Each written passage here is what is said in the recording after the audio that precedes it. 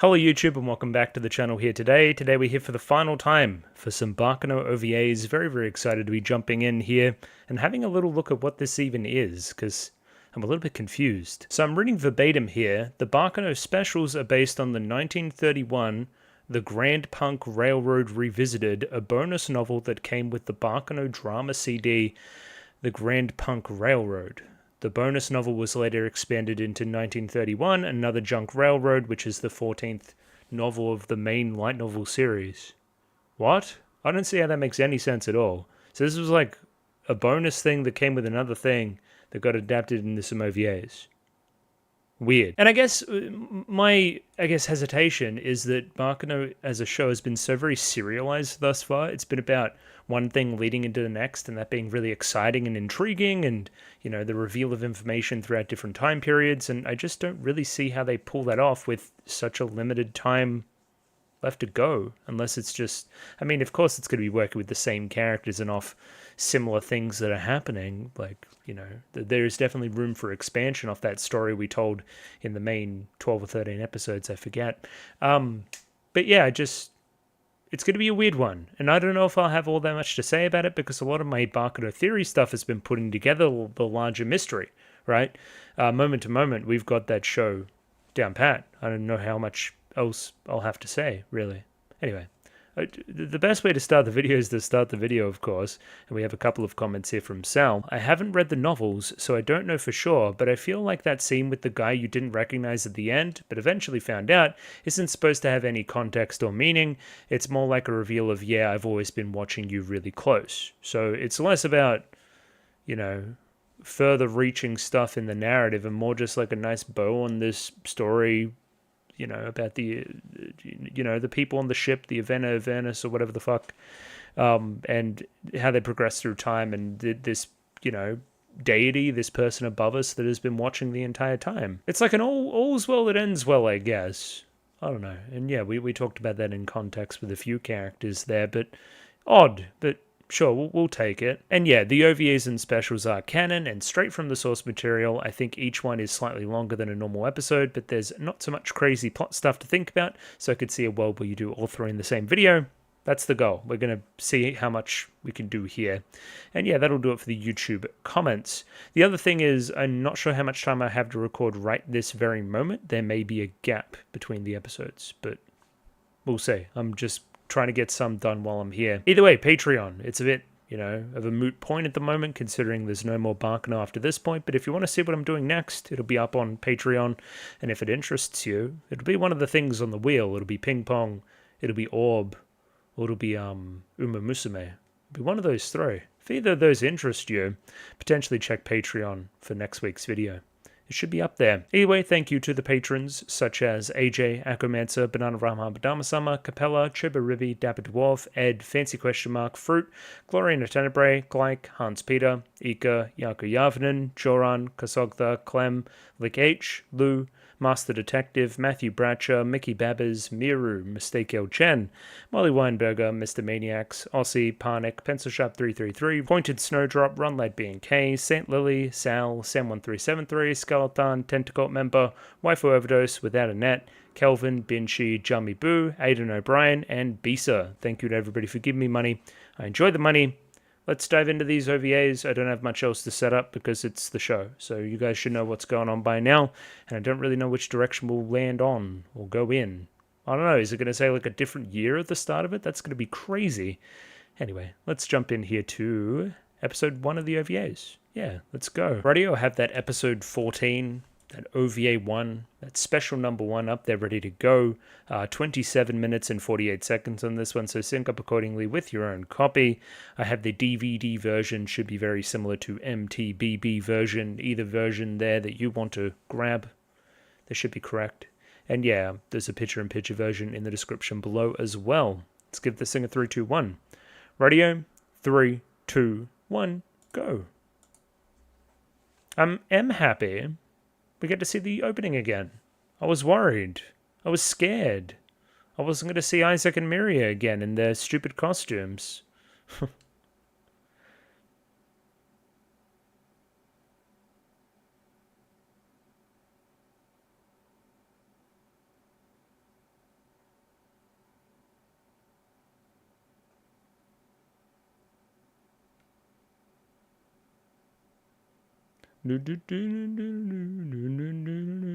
I should have looked up how these came out as well.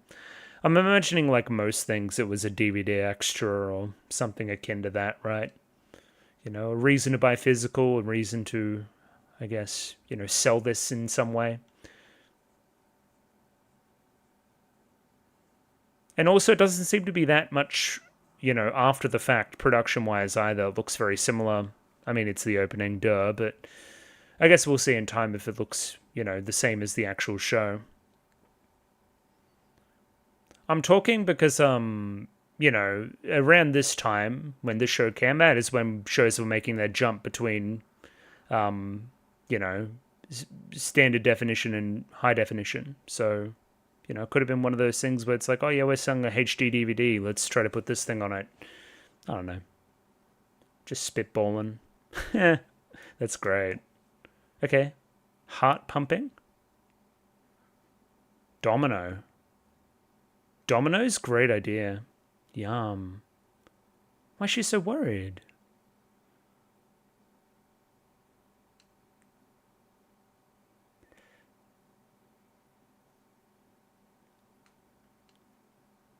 What are they doing? Okay, 1932. There you go.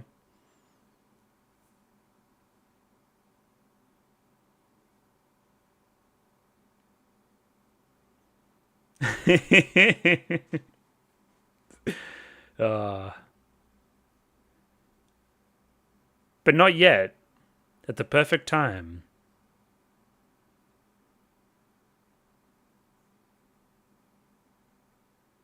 I don't know. I've never understood the whole Domino's thing. What is a domino pie? Dominator?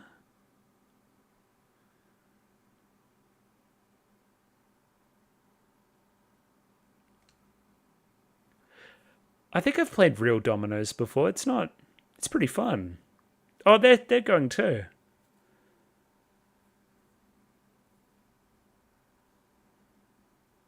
This is very OVA thus far. What the fuck is she doing?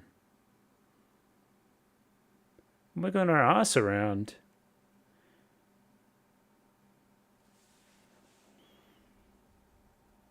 I don't even know who this bloke is. Oh, Luck's in on it. Was it? No, that looked like Luck. Anyway. Do not whisper in my ear like that, please.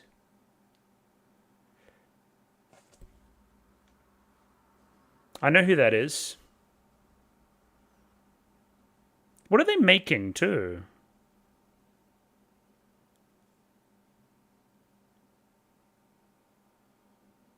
How are they gonna fuck this up?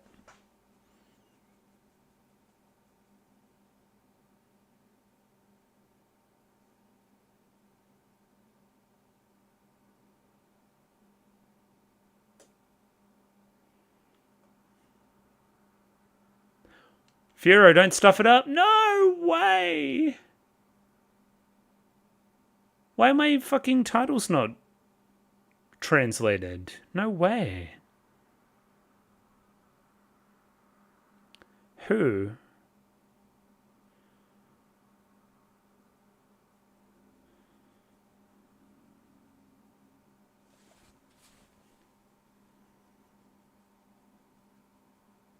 Graham Spector.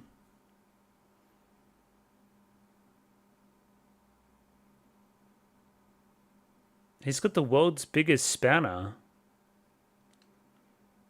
What is happening?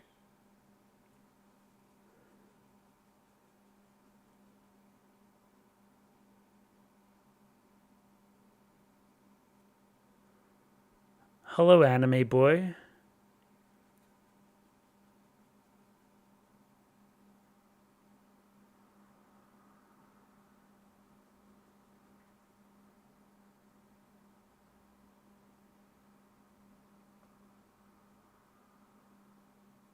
Well, he's playing dominoes himself.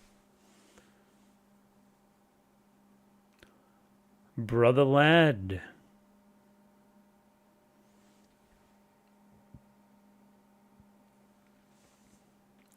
Lad Anarchy.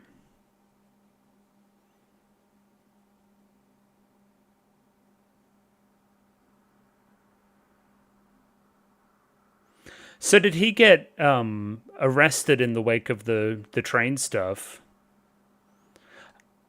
29?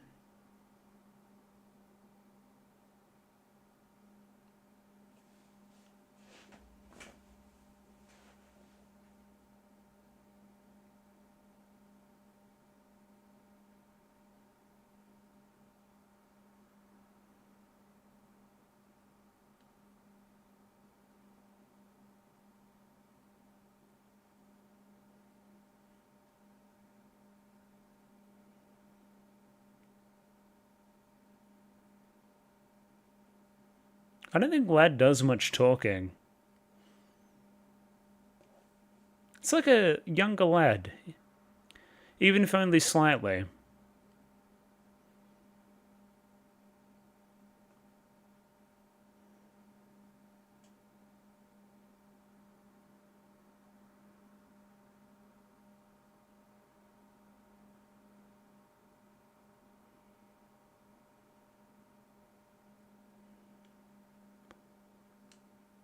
He knows what he's doing sending Lad there.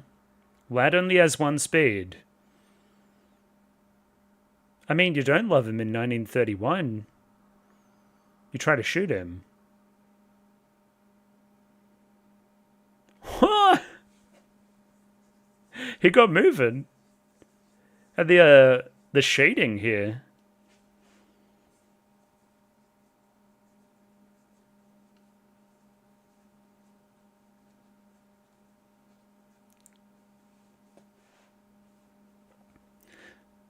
Somehow it feels so much older than the rest of the show.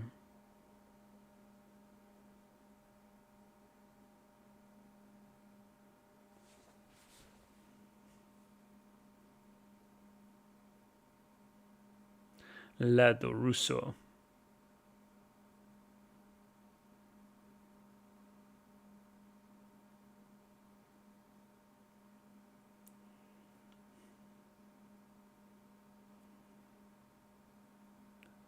I think you're about to die, man.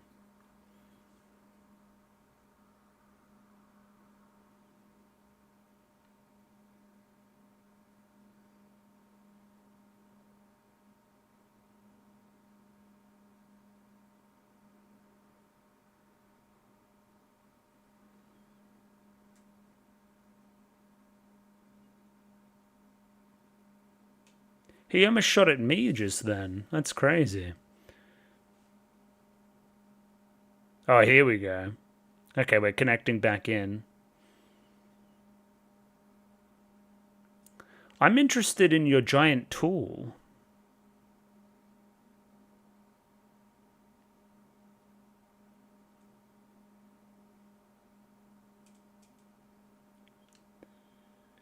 Takes a lot to make Lad stop and think for a minute.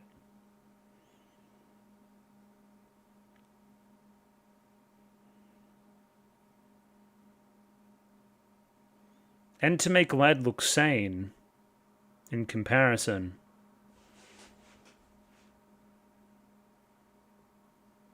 It's a great voice performance too.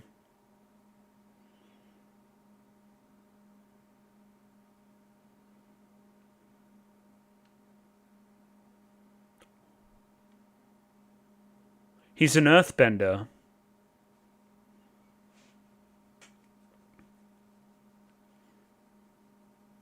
He's pounding, all right. He can pound with the best of them.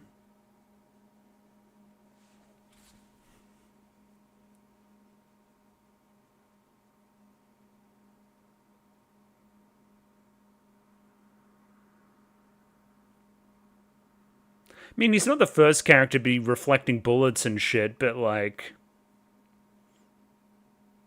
it's insane.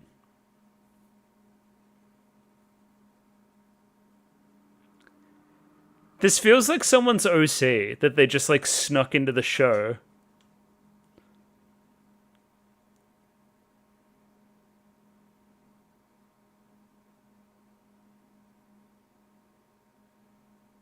Just kiss already. What the hell's going on?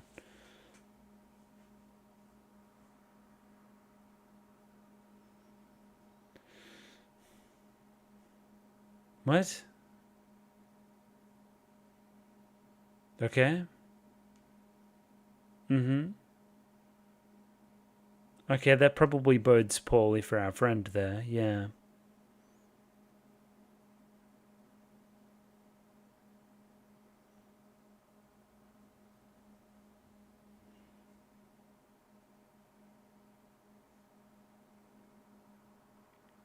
The only way you can bring Lad down is by tricking him. We've seen this.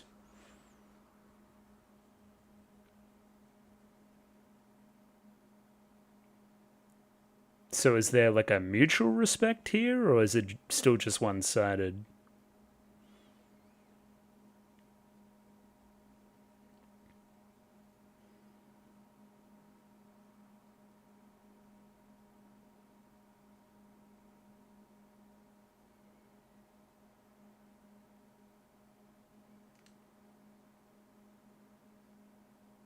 Interesting.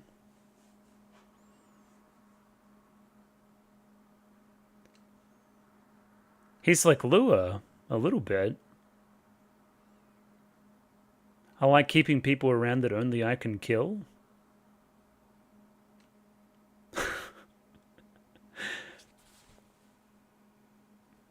Lad, you crazy son of a bitch, you've done it again.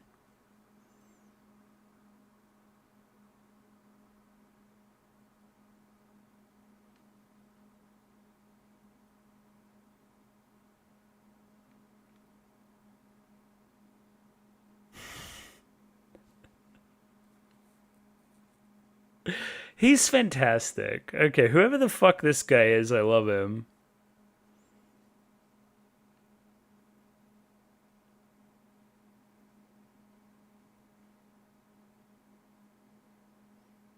Should I know this voice? It's such a overt performance.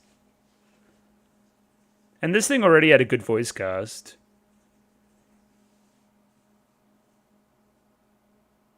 I'll be investigating shortly. I swear. What the fuck is he doing? Sure. Okay, is that our conflict? Oh. Another great anchor scene. We've used this one a few times. Indeed. Hello, Miser. Hello, Says.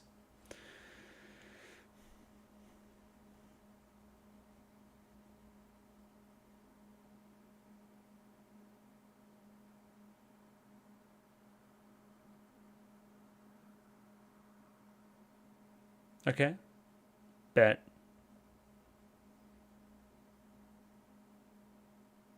Huey.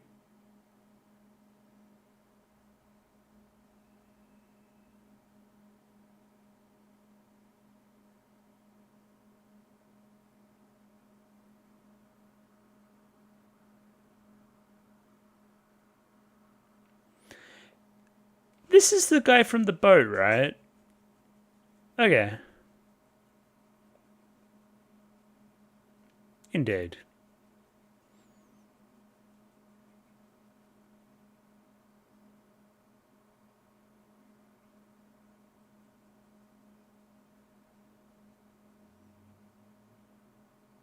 It's a pretty small old cell.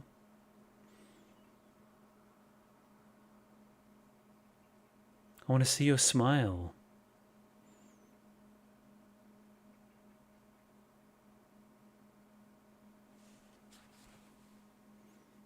It'll make me happy. Ore no sekai. Don't think Huey is much for jokes. It made him smile. Cute.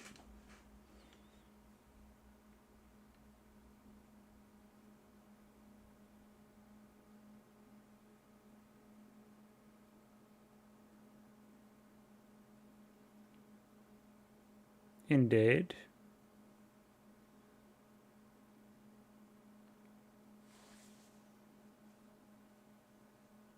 Interesting. And this is in the wake of the end of the Flying Pussyfoot, so Vina's probably going to be around, right? 22? Be a very young Shane, eh?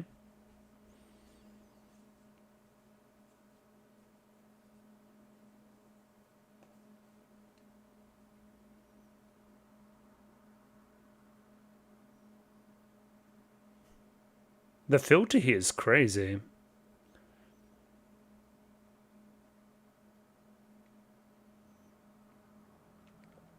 Created's an interesting word.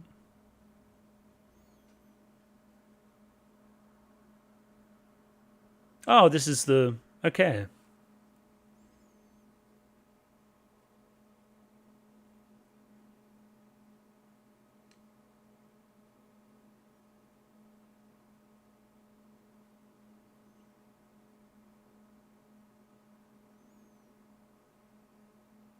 Well, now you got to promise to be a mute.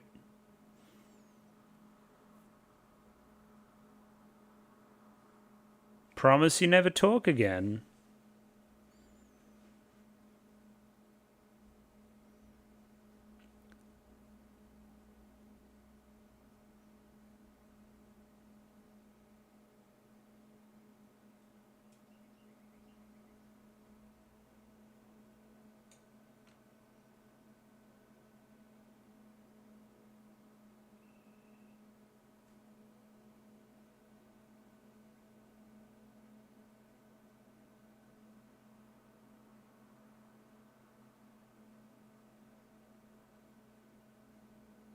Please take it from me.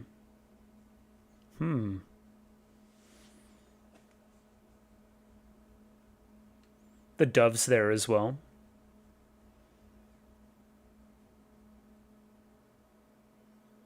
Eyes there are interesting too.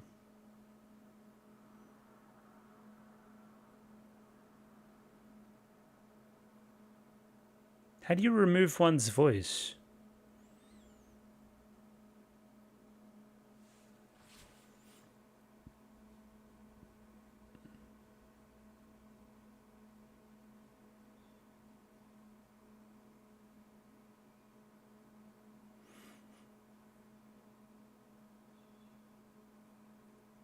Devoted. Smile junkie.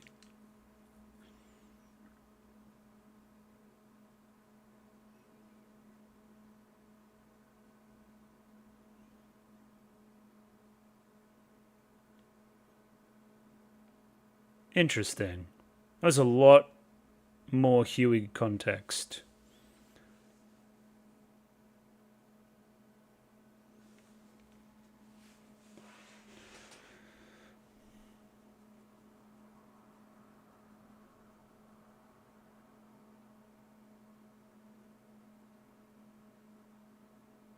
Shani's just hanging out there.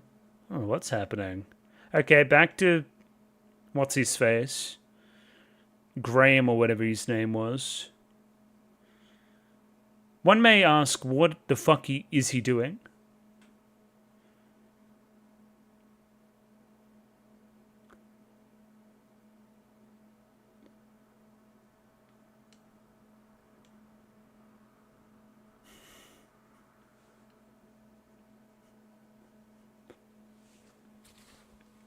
He's fucking going for it, man.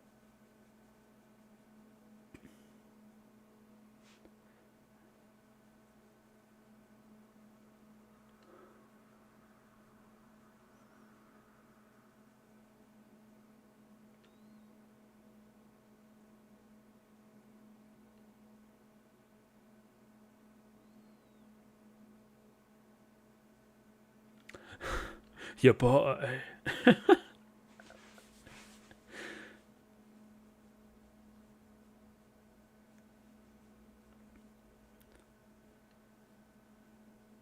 This is me when I play engineer.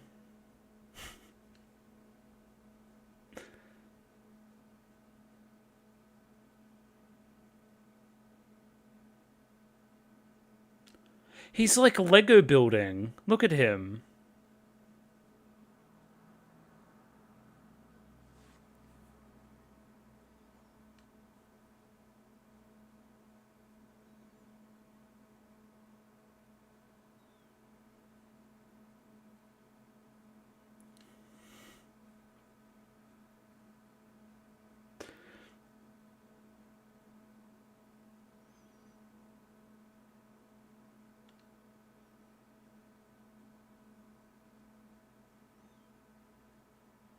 Oh, he drowned repeatedly for a long time.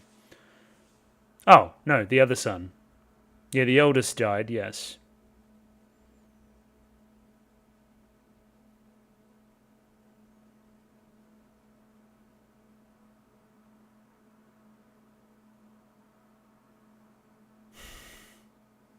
Don't need to apologize, man.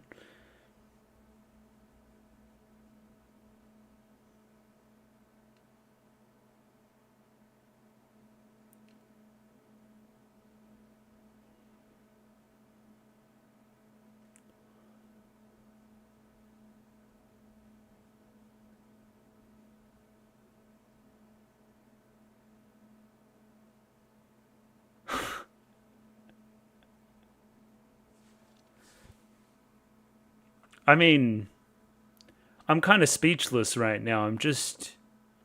It's all just about the performance. To be honest, I'm not even really absorbing that much of the information here. It's all just like shock and awe a little bit.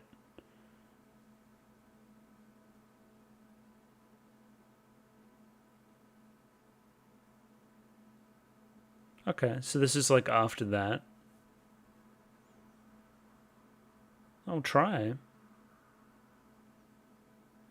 Which boy?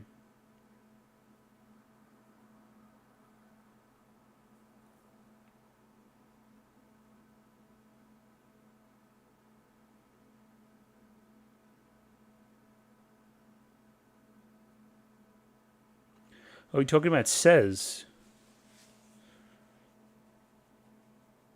Yeah. And Ennis, of course.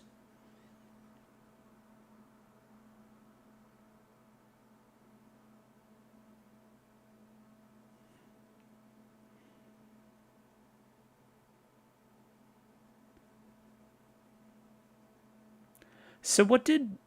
I forget what Rachel saw. She must have saw Says die one time.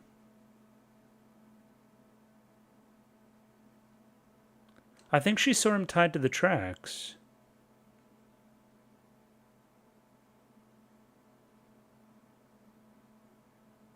Yep, I know. I'm catching on. I know what you're doing.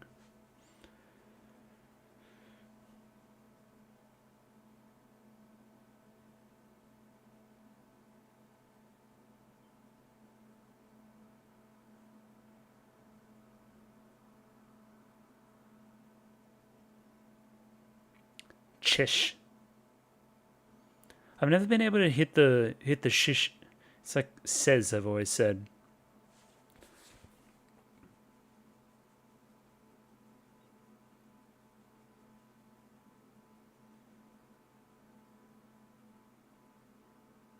Like you are not required to file a report on this story.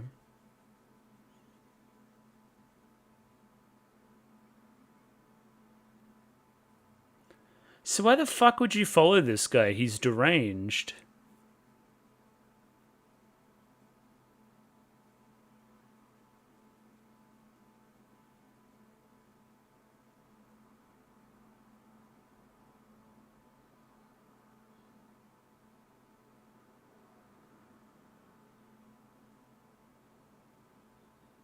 Well, I mean, we know who that is.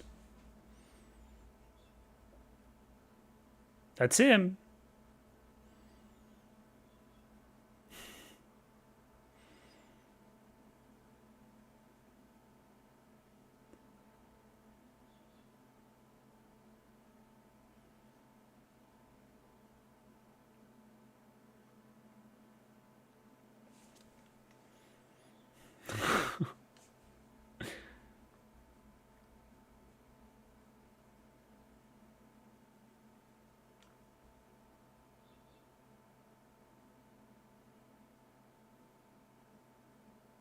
Ugh.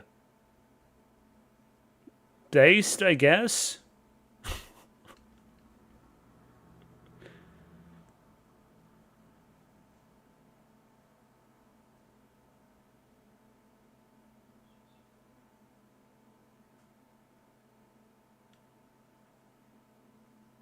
Sure.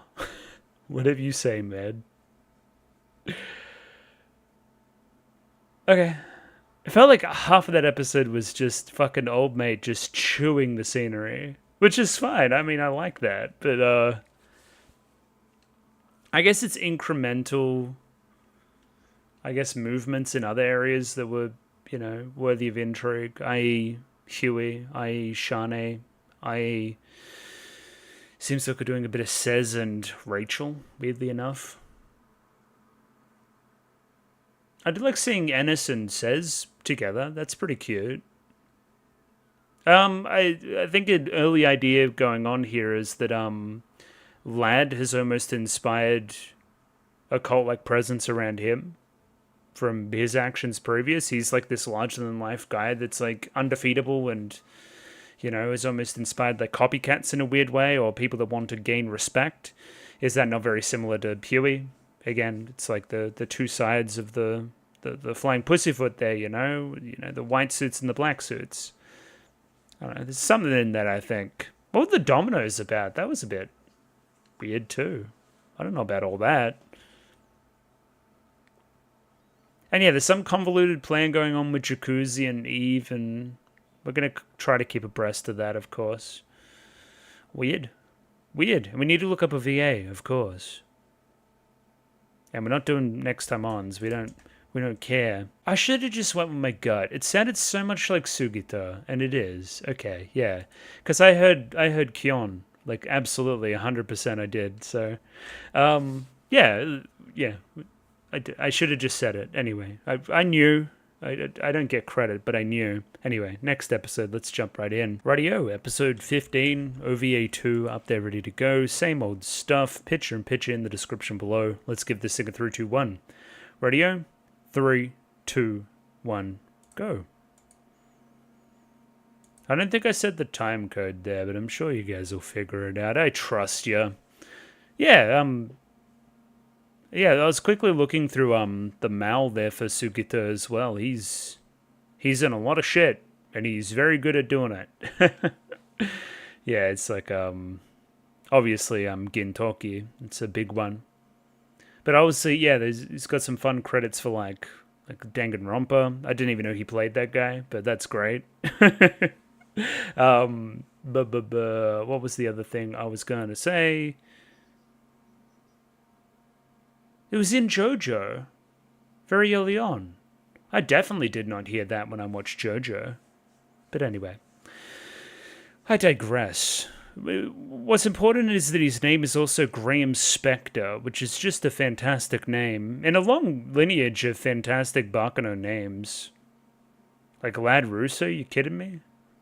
That's just, absolute cinema.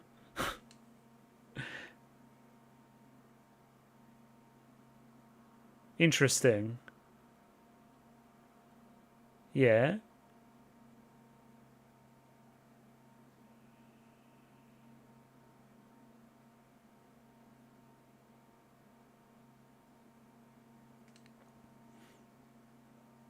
I'd imagine based on that intro there, we're going to get some Vino at some point.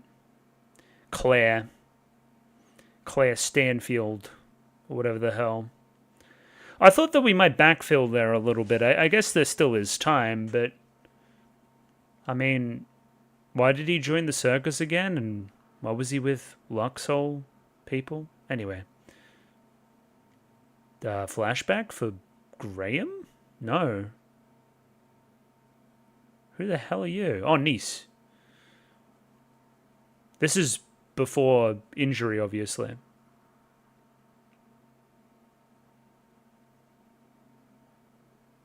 Yeah, that's not ideal. That was a really weird scene. Okay. I think she wants you. About as much as a bomb.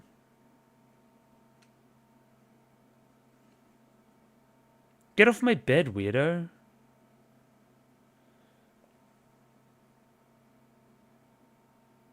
Holy hell. It's a lot of money.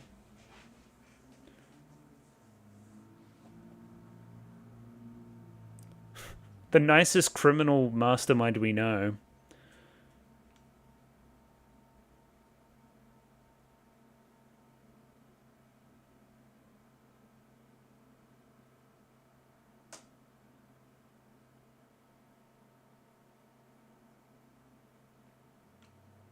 Oh.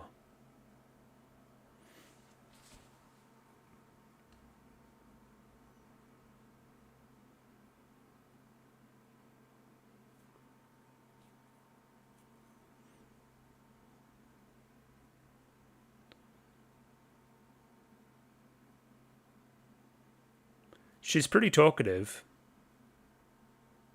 Mira here's cool.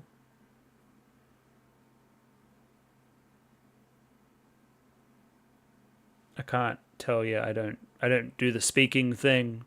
Please translate my episode titles, damn it. I'll need to do that myself. What's up? Well, you're pretty fucked up, if I'm honest.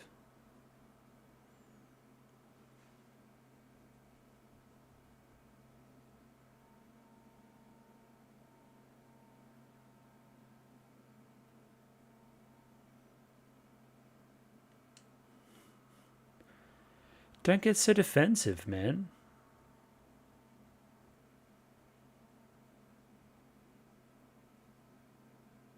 Huey.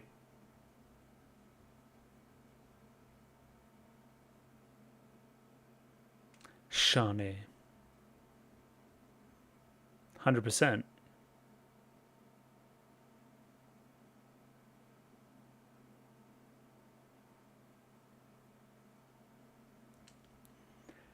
She always gets her tail up around Huey. 100%. Oh.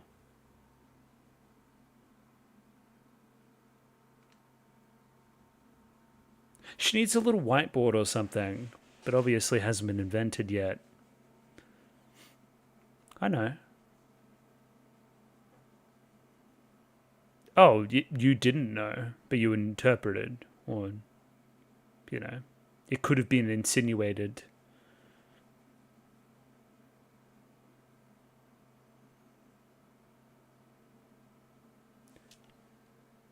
We're not exactly angels either.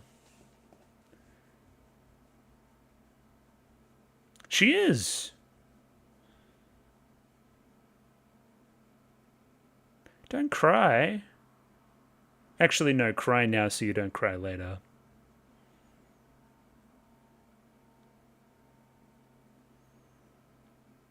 I wanted to draw a little picture or something. Like a rubber duck.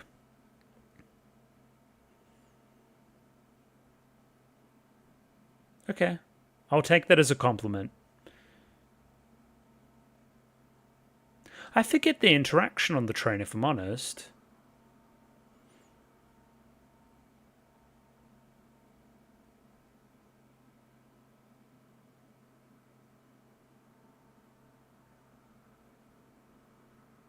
Seeing is believing. See an example.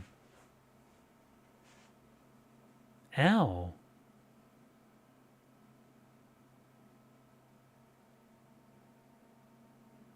By submagnitude.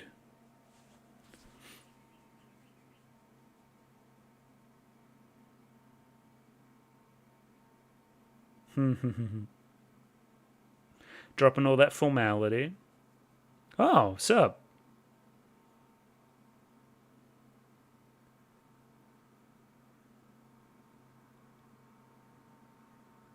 What's he gonna do?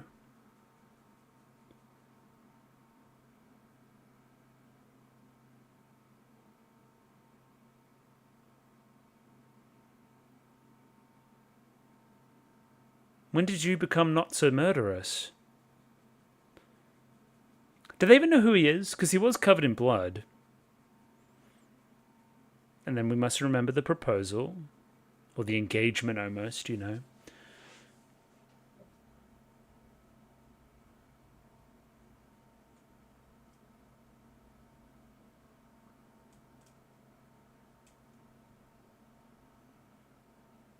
But she's chill. Come on.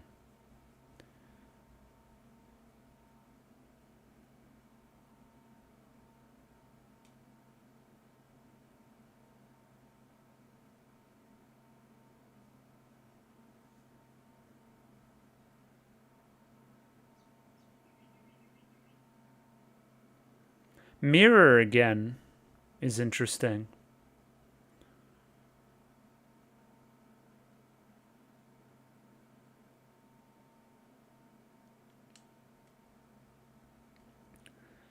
Get him, Donnie.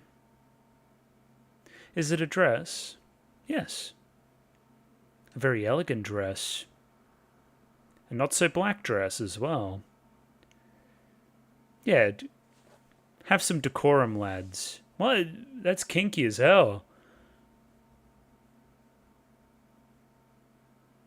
Who the fuck are you?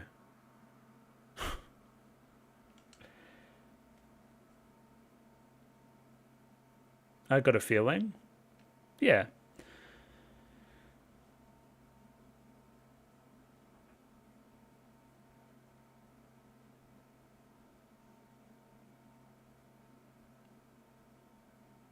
A white dress, too. One can only speculate what a white dress would be used for.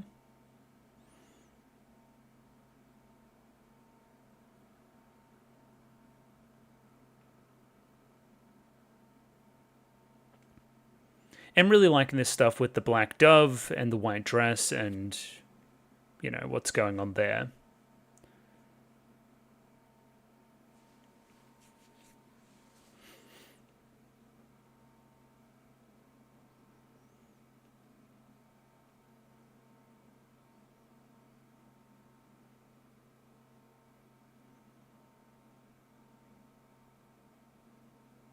I don't think he's lying. He's very intense.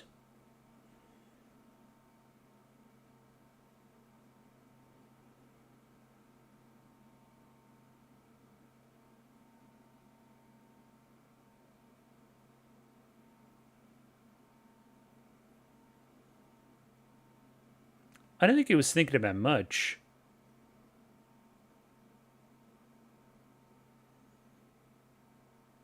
Sorry, I just spoke to myself for a full minute there. Going out where? I guess they all are in New York as well, so you might run into him. Manhattan. Oh! Graham Potter or whatever his name is here.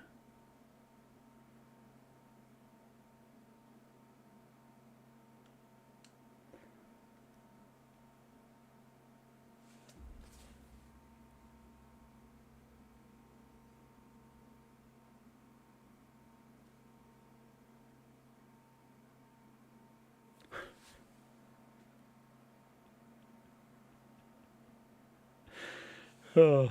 Not suspicious at all?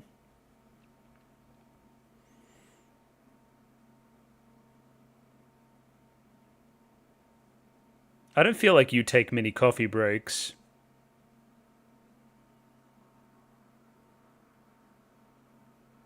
Nice try. Not quite. Spies.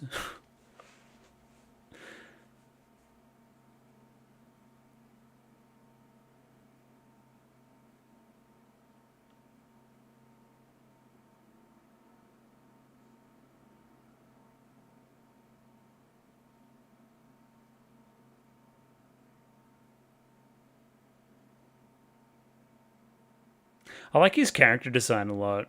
It's giving Araragi almost. Like, if you look at him again, it's going to be like, A little bit more self-confident than that, obviously.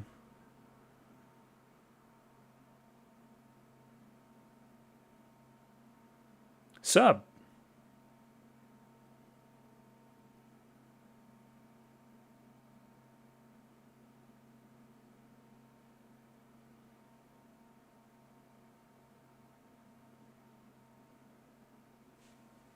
What's gonna fucking happen there? Because she's not gonna take it lying down. Really?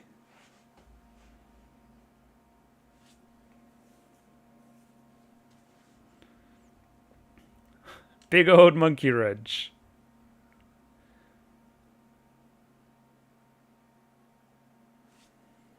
Looks like she just went with it.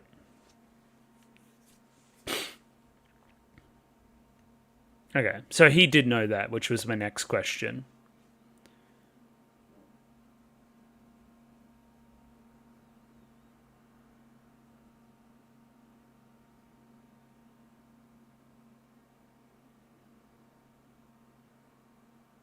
Yeah, they said Eve. It ain't Eve. What are you gonna do, Jacuzzi? Because you're in no state. It's very much like him to want to go, though. Nakama.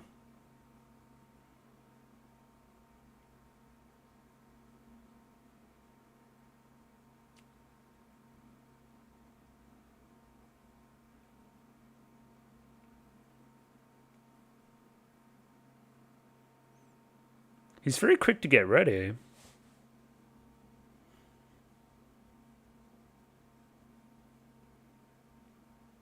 You're a good judge of character, too. Much like Vino.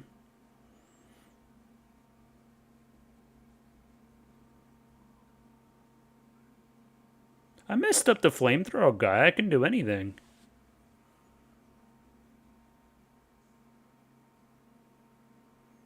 No honor among thieves, buddy.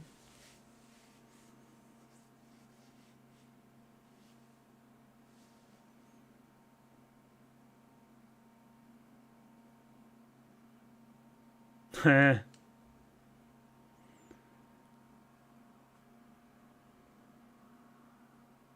Is she just watching and waiting?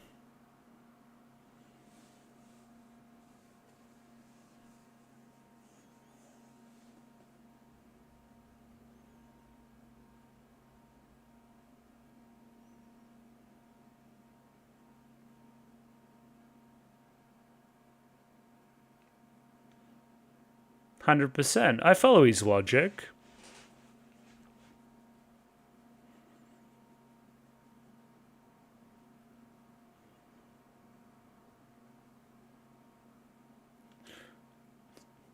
He just throw that hip out a little bit. He's eating a little bit. Here we go.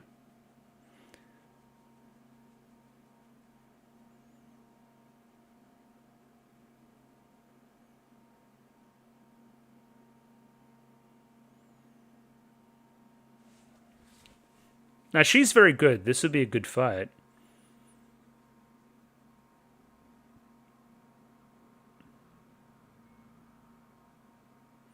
They could both reflect bullets with their respective weapons.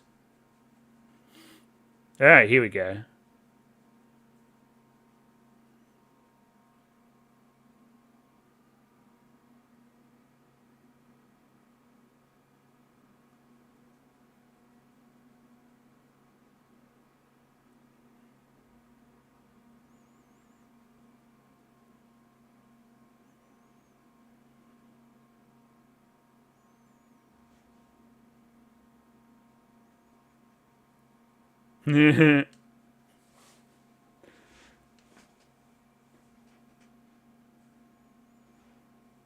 Okay.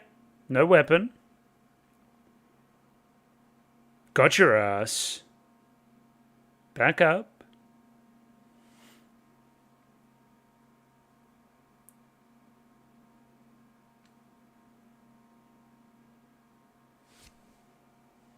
What? For the sake of a good story? Jacuzzi's here. Ooh.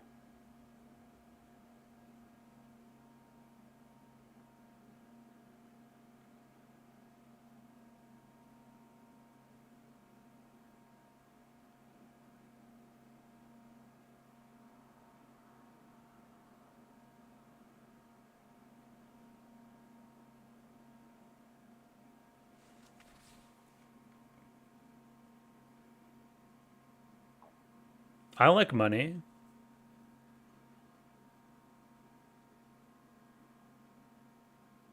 Okay, so you think you're a bit above it all? Okay. The catch was fantastic.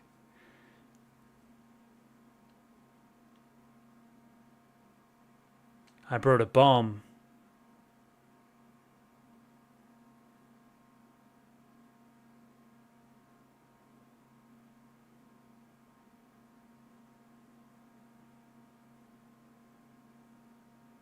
Russo family.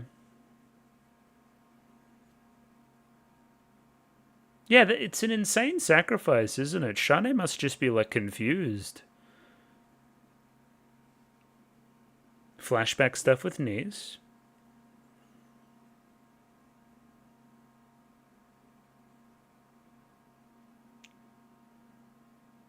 Where's Jacuzzi?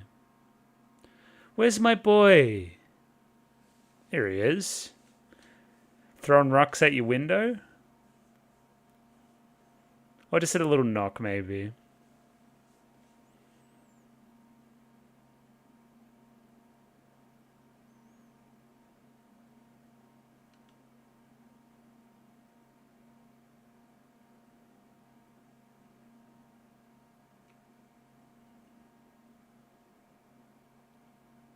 What's up? Yeah, there we go.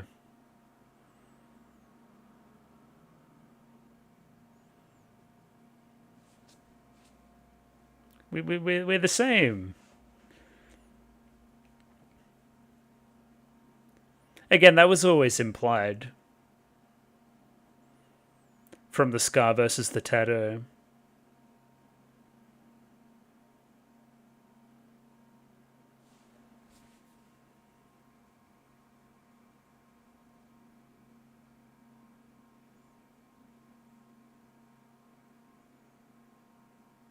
And again, all's to say is how selfless he is, right? Which is what's happening in the scene. Yeah.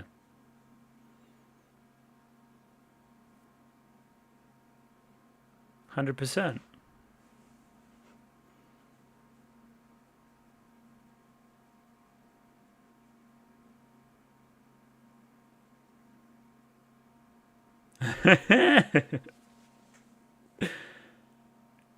Don't smash the fire now.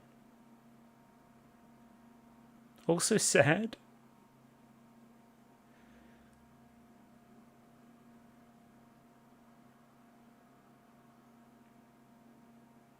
Catch.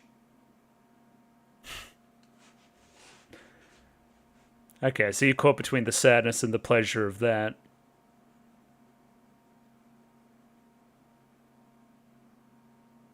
I think that'd be a good idea.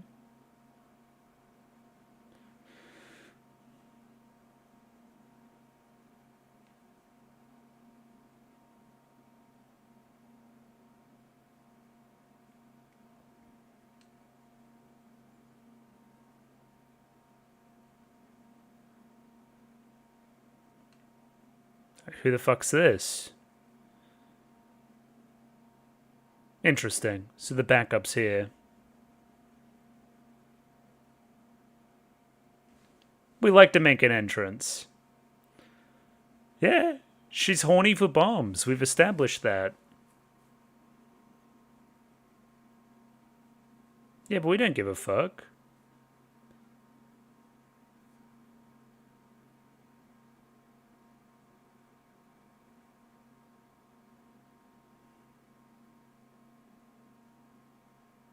I'm not sure he's gonna, you know, fall for the loophole.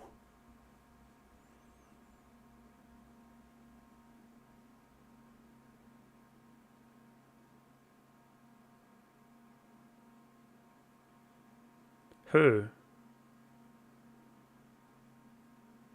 Oh! I was wondering. See, I thought that it was going to be this. You don't want to fight him.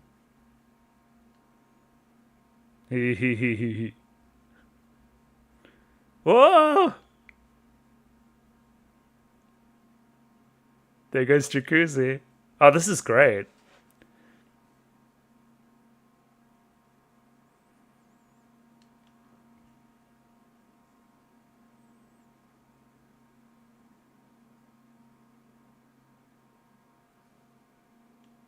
This is great.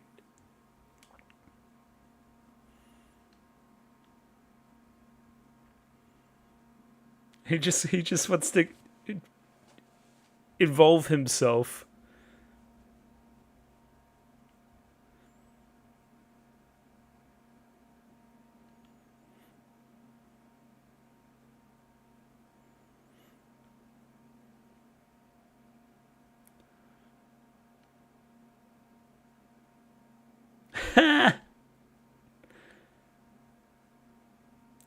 He's gonna freak out.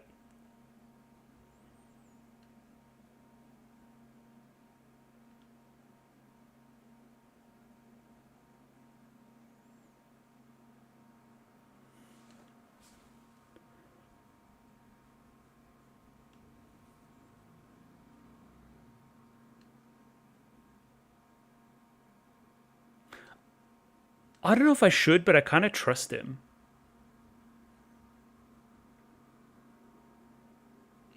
Well, for Vino, I'm unsure, but for everybody else, I don't know, it's pretty within their character.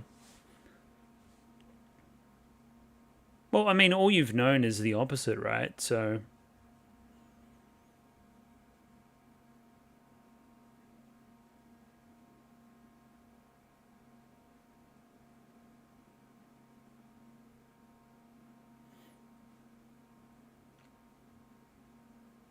Interesting.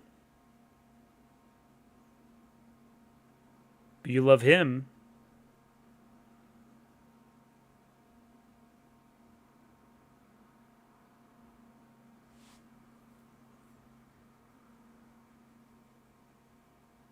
How's Graham gonna react?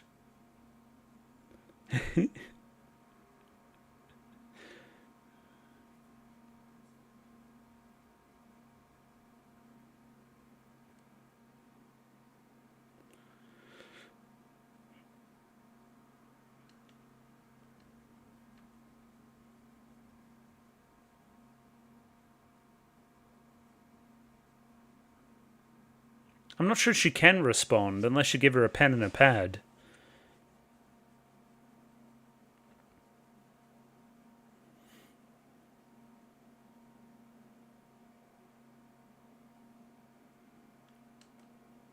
Well, I beat the fuck out of Lad.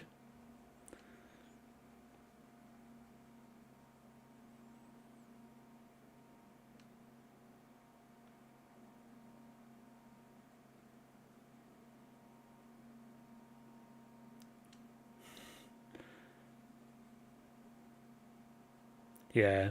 End of the episode? Yeah.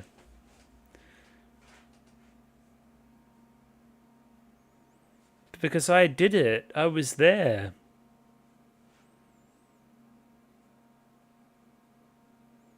Ah, they like fell over. That's great.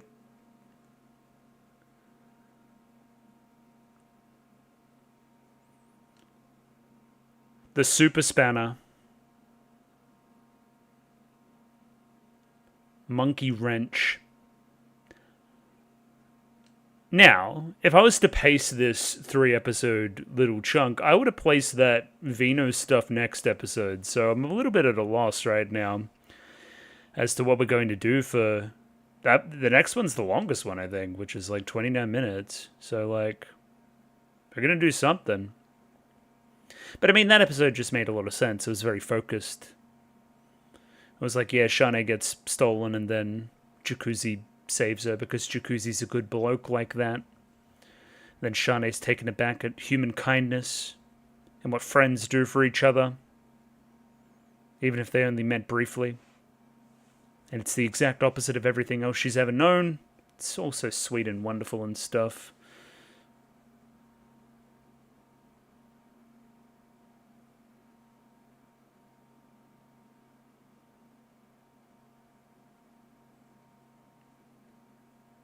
Now, if I was to be a bit of a sourpuss, where the fuck is Isaac and Miria? Come on. Whenever Isaac and Miria aren't on screen, all the other characters should be asking, where are Isaac and Miria? Yeah, that and... I'd like some more Firo. I like Firo. I think he's cool. Yeah, Vina was very interesting in that scene with Rachel and Says, too. And yeah, we'll pause there. And I see no reason why we shan't just spin right into the next episode. Let's go. Let's knock them all over. And there we have it, folks. The last episode of Baccano, which is a little bit weird because it's a offshoot OVA thing, but sure. It's up there ready to go. 29 minutes and 45 seconds. Same old stuff. Picture in picture. Let's give it a 3, 2, 1. Radio. 3, 2, 1. Go. As I try not to throw up everywhere. That would have been poor.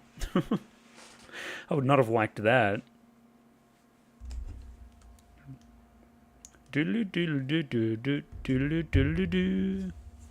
What should I have for dinner? Time will only tell. I have some food in the fridge. I probably should just eat that.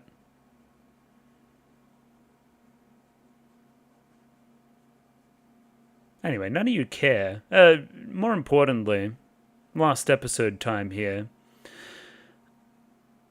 I mean, we've already kind of power scaled our way to, you know, Vino should beat Graham. Like, he just should. Again, like, but that was before that, I guess, when, because again, the connective part there would be that, okay, well, Vino beat Lad beat Graham, therefore Vino should beat Graham, right? But that was in the past, like 1929 from memory. So it could have grown in strength. We're going to get a power scaler hats on. Oh. Okay. Yeah. Were we going to do something there?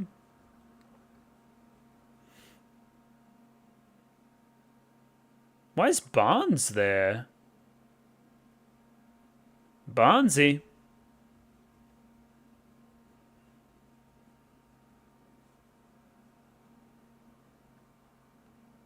Love when a show does a next time on and it has some character you haven't seen for like yonks. That's a great feeling, actually. Fullmetal Alchemist maybe does that? Something does that. And it's cool. It's like, oh, we're going to see XYZ.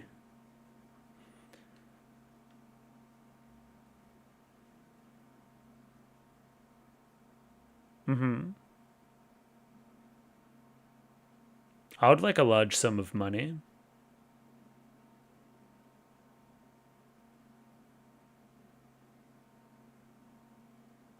Ooh.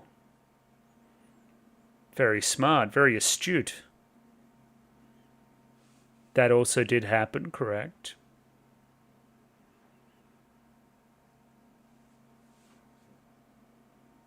Are they going to go again?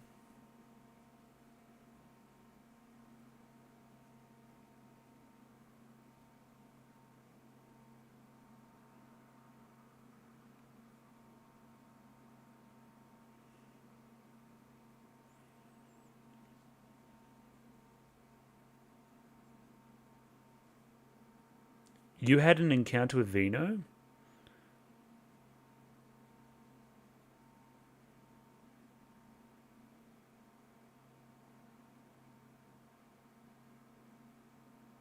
Okay. Keep it strictly professional, folks.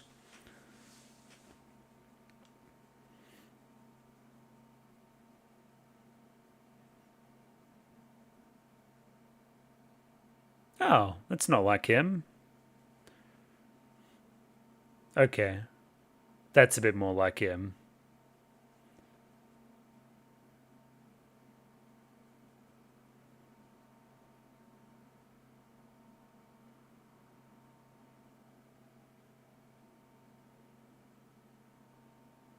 Alcatraz.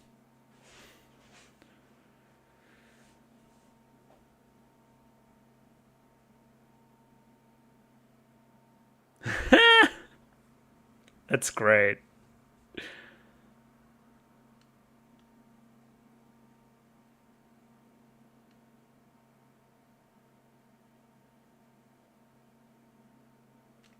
That's where we saw them.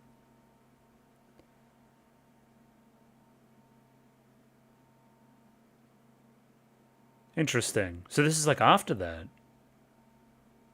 Great question. Cube sugar? Oh! Please call him by his real name, Inspector Gadget.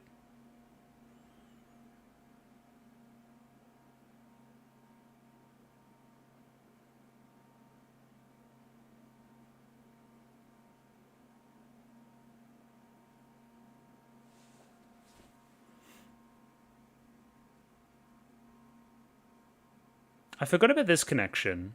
I probably should have put that together better. The Don Bartolo and the Senator. So that scene's very early. That now makes a whole lot of sense. Now you need to come over here.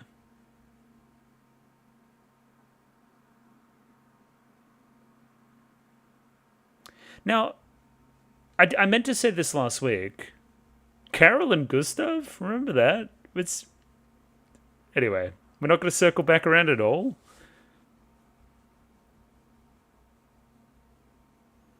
Such a weird beginning in retrospect, then. Rachel's chill. Then they ran into Vino.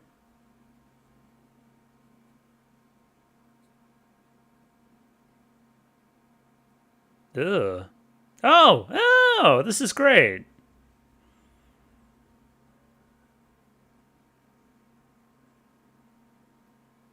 Yeah, she saved the day.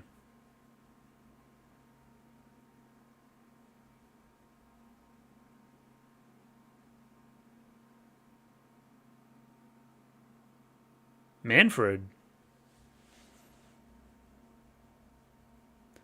What are you... Why are you being weird, bro?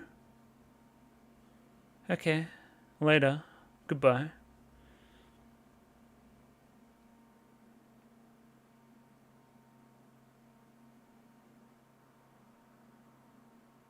How much? Okay, enough.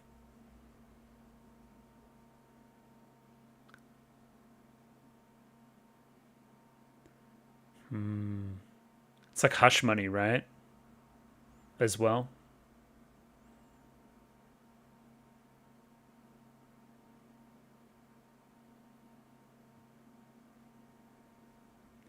Shut up.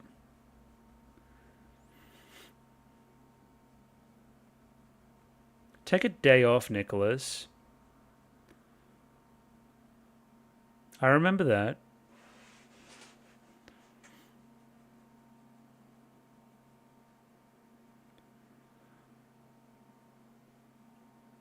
It's probably not ideal. I fucking love trains.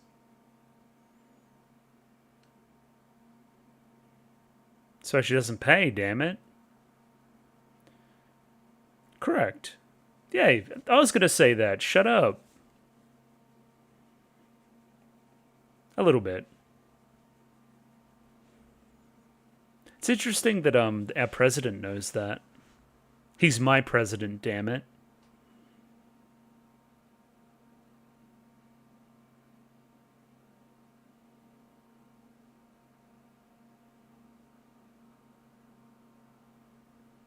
Whoa.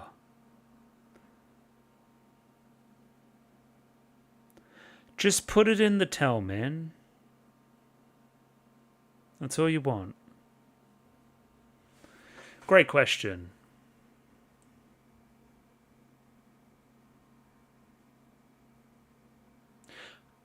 Am I forgetting something? What happened with Nick and Vino?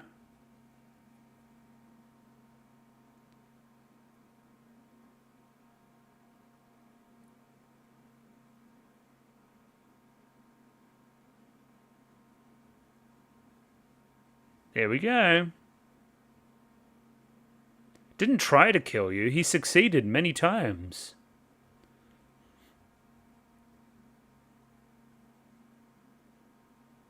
Yeah, I want to see his justification here.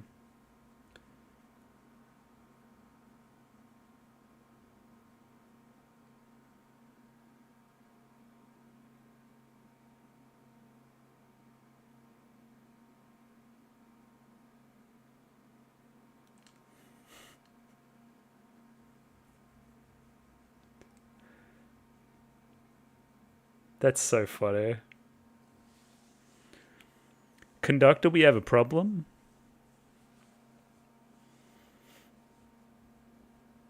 Okay, if you're paying.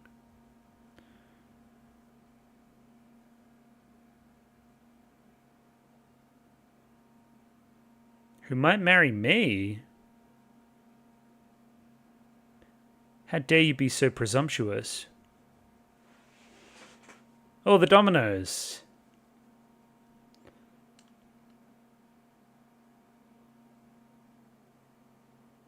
The dominoes look pretty good for what they are.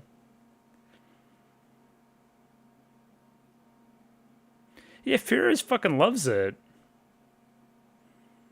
But you were hating before.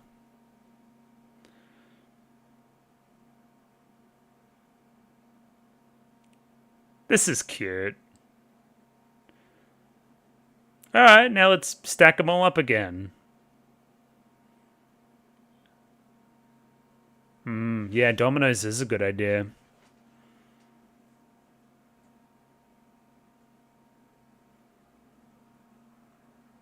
Yippee!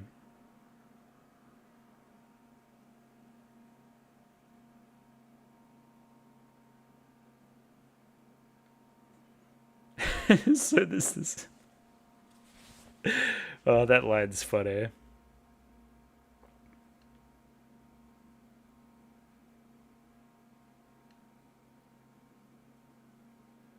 Claire.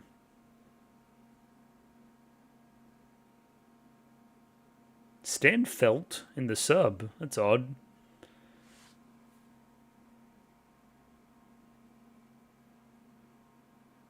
I'm not calling you that.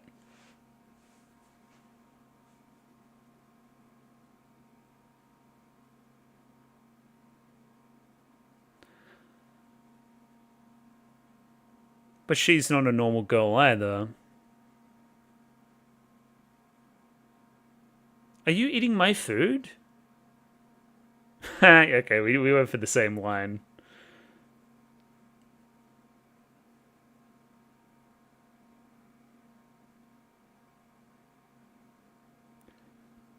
Kind of. It was an eventful train ride. 13 episodes worth.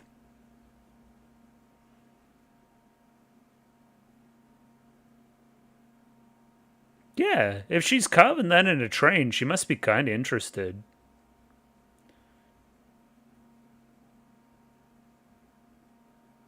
A little bit of column A, a little bit of column B.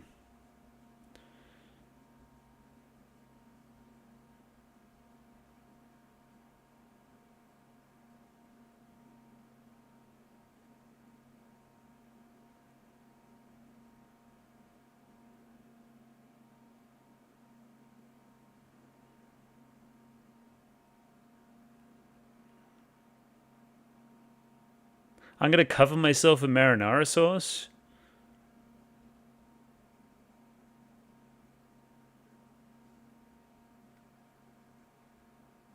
Are you ever successful?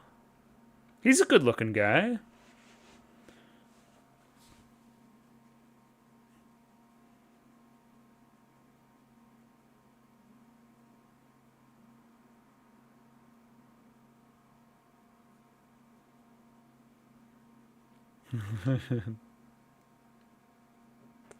He's a hopeless romantic. Kind of. They're drawing him very cute here. It's definitely a change.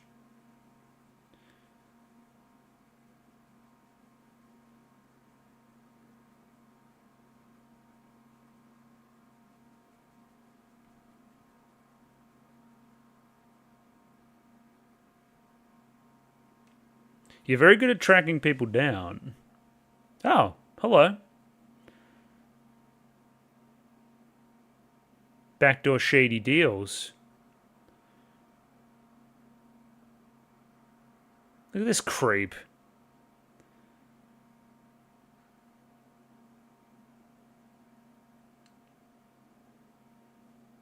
There we go. So this is the Nicholas one.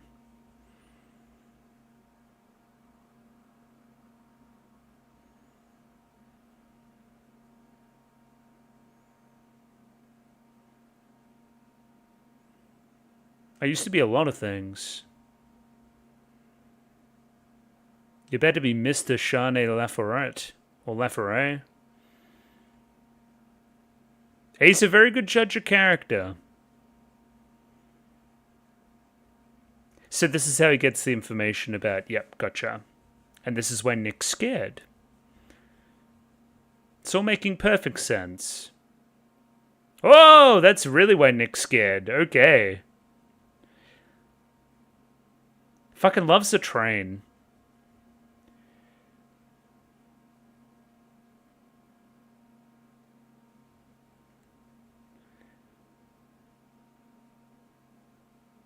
This is cute.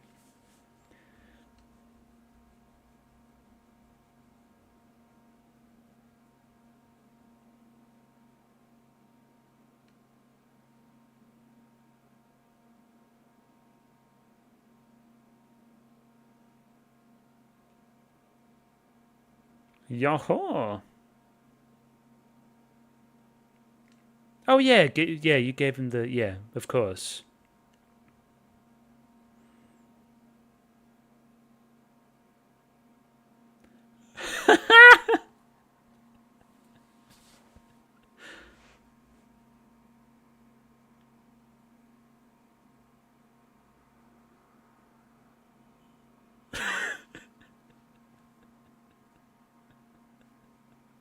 This is adorable.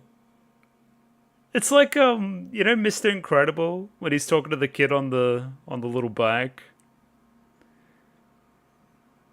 It's just for something amazing to happen. Me too, kid.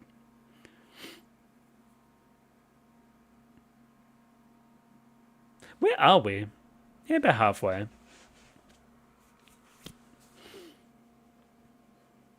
This guy is literally Goku. He's fucking JoJo. He's a vampire. Like, you can't beat him.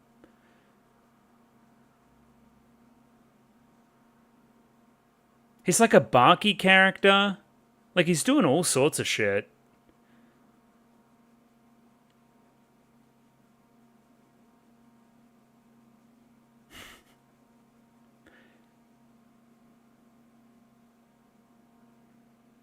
You're always fucking talking about something.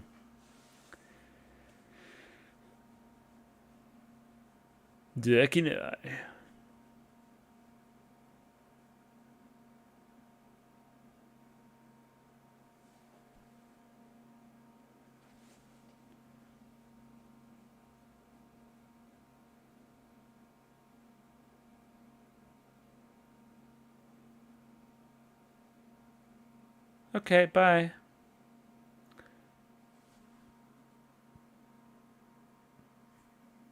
Feel free to use my warehouse at any time.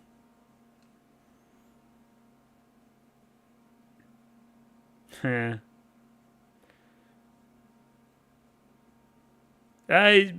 Pretty much a bad guy.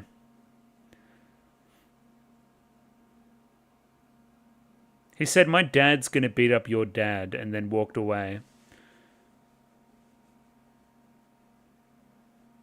Oh, a bit of a smile, maybe?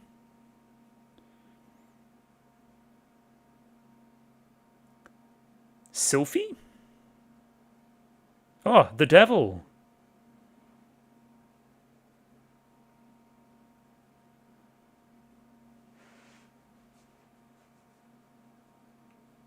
And this is Elma? Yeah. Elma fucking Fudd. Sylvie, not Sylphie. But not, Mushoku Tensei.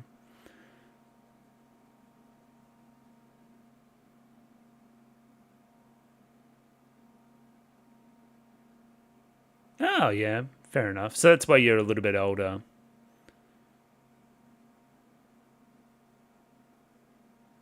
Okay. Thanks, man. Correct.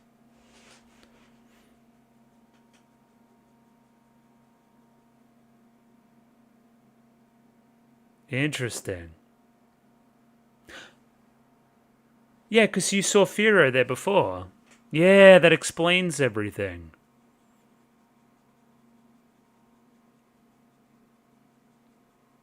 Now, I thought his name was Gret, though. They're definitely saying that. I don't know what the subs are doing.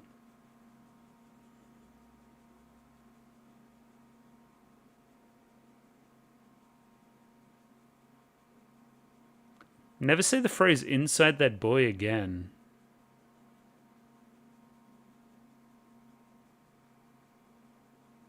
What else do we have to talk about?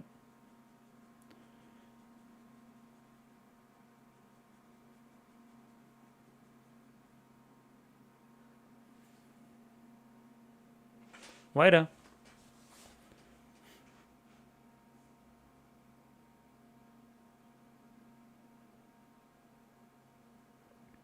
Thoughts, my friend?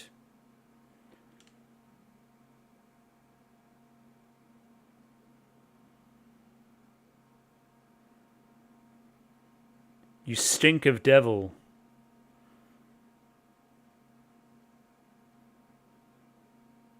Huh? Oh! Yeah.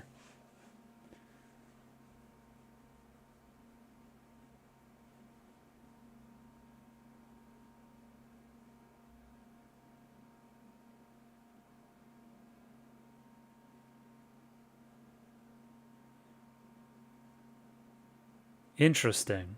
So that's why... Yeah.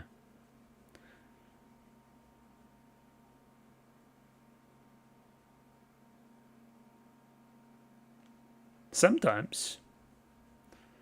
I want to see you smile.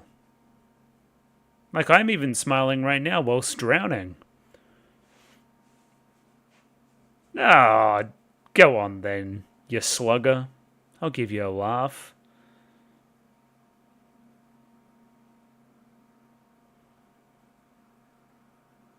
Yeah, you gonna do your thing and go see Shanae?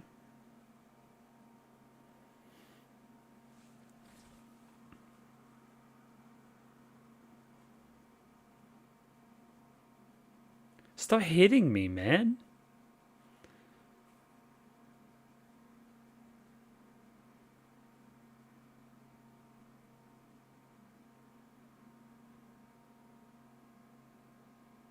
But it was a wish. He said his catchphrase, too. Oh, sup? Sup? Yeah. Yes! Let's go. It's still going, man. Carol. Yeah, like the first episode.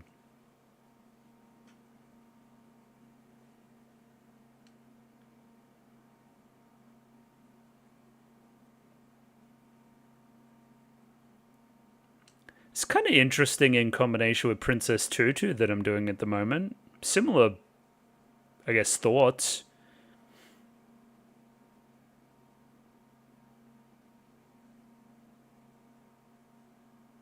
Also, obviously, Monogatari plays with this concept too.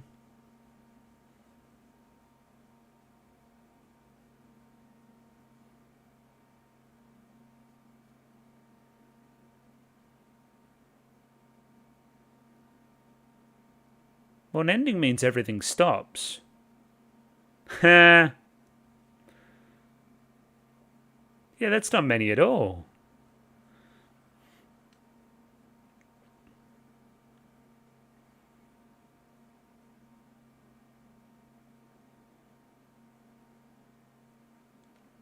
That's a very simple answer, and it's a very valid one.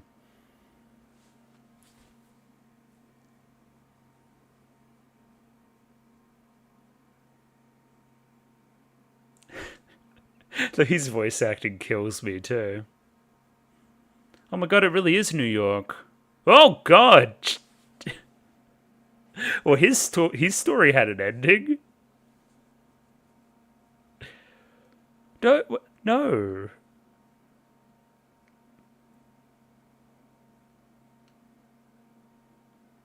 Oh! Okay, easy. I remember that rat.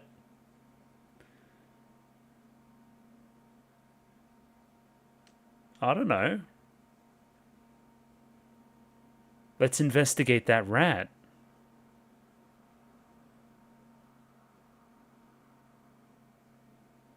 Oh yeah, because the story's also immortal. Use the head that you have been given. Use the brain. It's a very, very obvious moral. In tying with the themes of, well, I guess the concept of the show as well.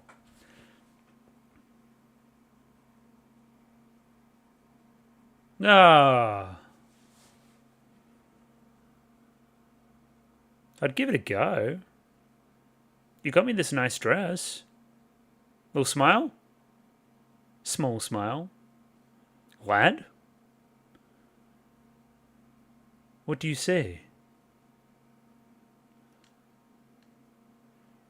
Oh, he just got determined again. He has a location. Ah, he's already out.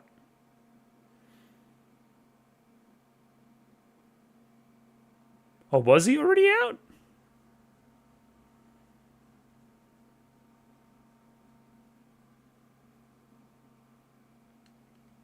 Those are the tickets she got. Yeah, okay.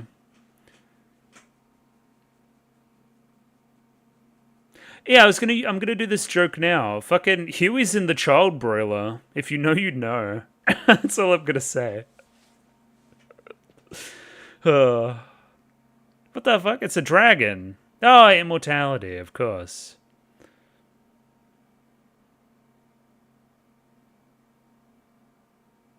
Show me Isaac and Miriam, damn it. Or the rat. The rat works too. Just stay off the roads, man. You just settle down. I was ready for it to end.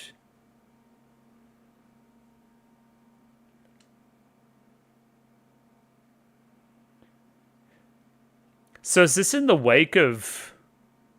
Yeah.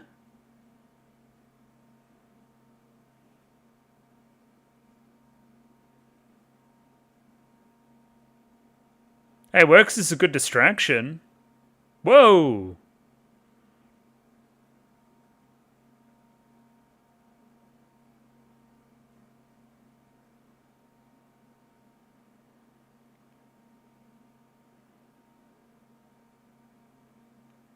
Kind of a Robin Hood vibes a little bit.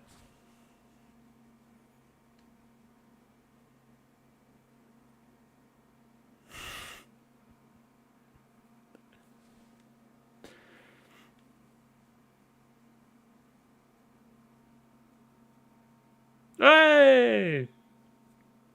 Like episode 1 or 2. And then they literally do that for 9 months. Like straight. Instead of all the burglary that was, you know, actually pretty fruitful. I didn't know what to think about this whole session going in, but I ended up being quite positive on it. I think there's a little bit too much fucking around, but it's good. It's good. It works as a better epilogue than what we got, I think, ultimately. Like, we go full circle on some concepts in a bit more of a concrete way, and I'm better for it.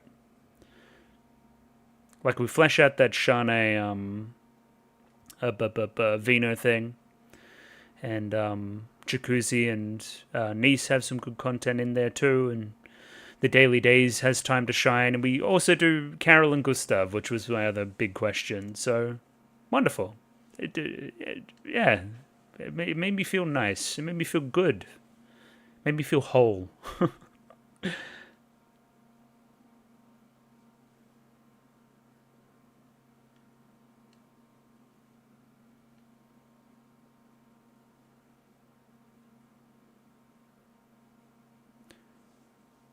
I'm going to imagine that Dallas was also just fine. I don't know. It doesn't really matter now that this is like the last like 10 seconds of me watching this thing, but it looked like he had already escaped or something. Lad was certainly fired up. Anyway, it matters not. And yeah, I'll see you a little bit later on for some analysis on those 3 episodes, albeit probably not all too much. We'll see how I go. I don't know. Yeah, I'll see you then. And we're back. It's the next day. 3 more episodes of Baccano in the book, the final 3, the 3 specials.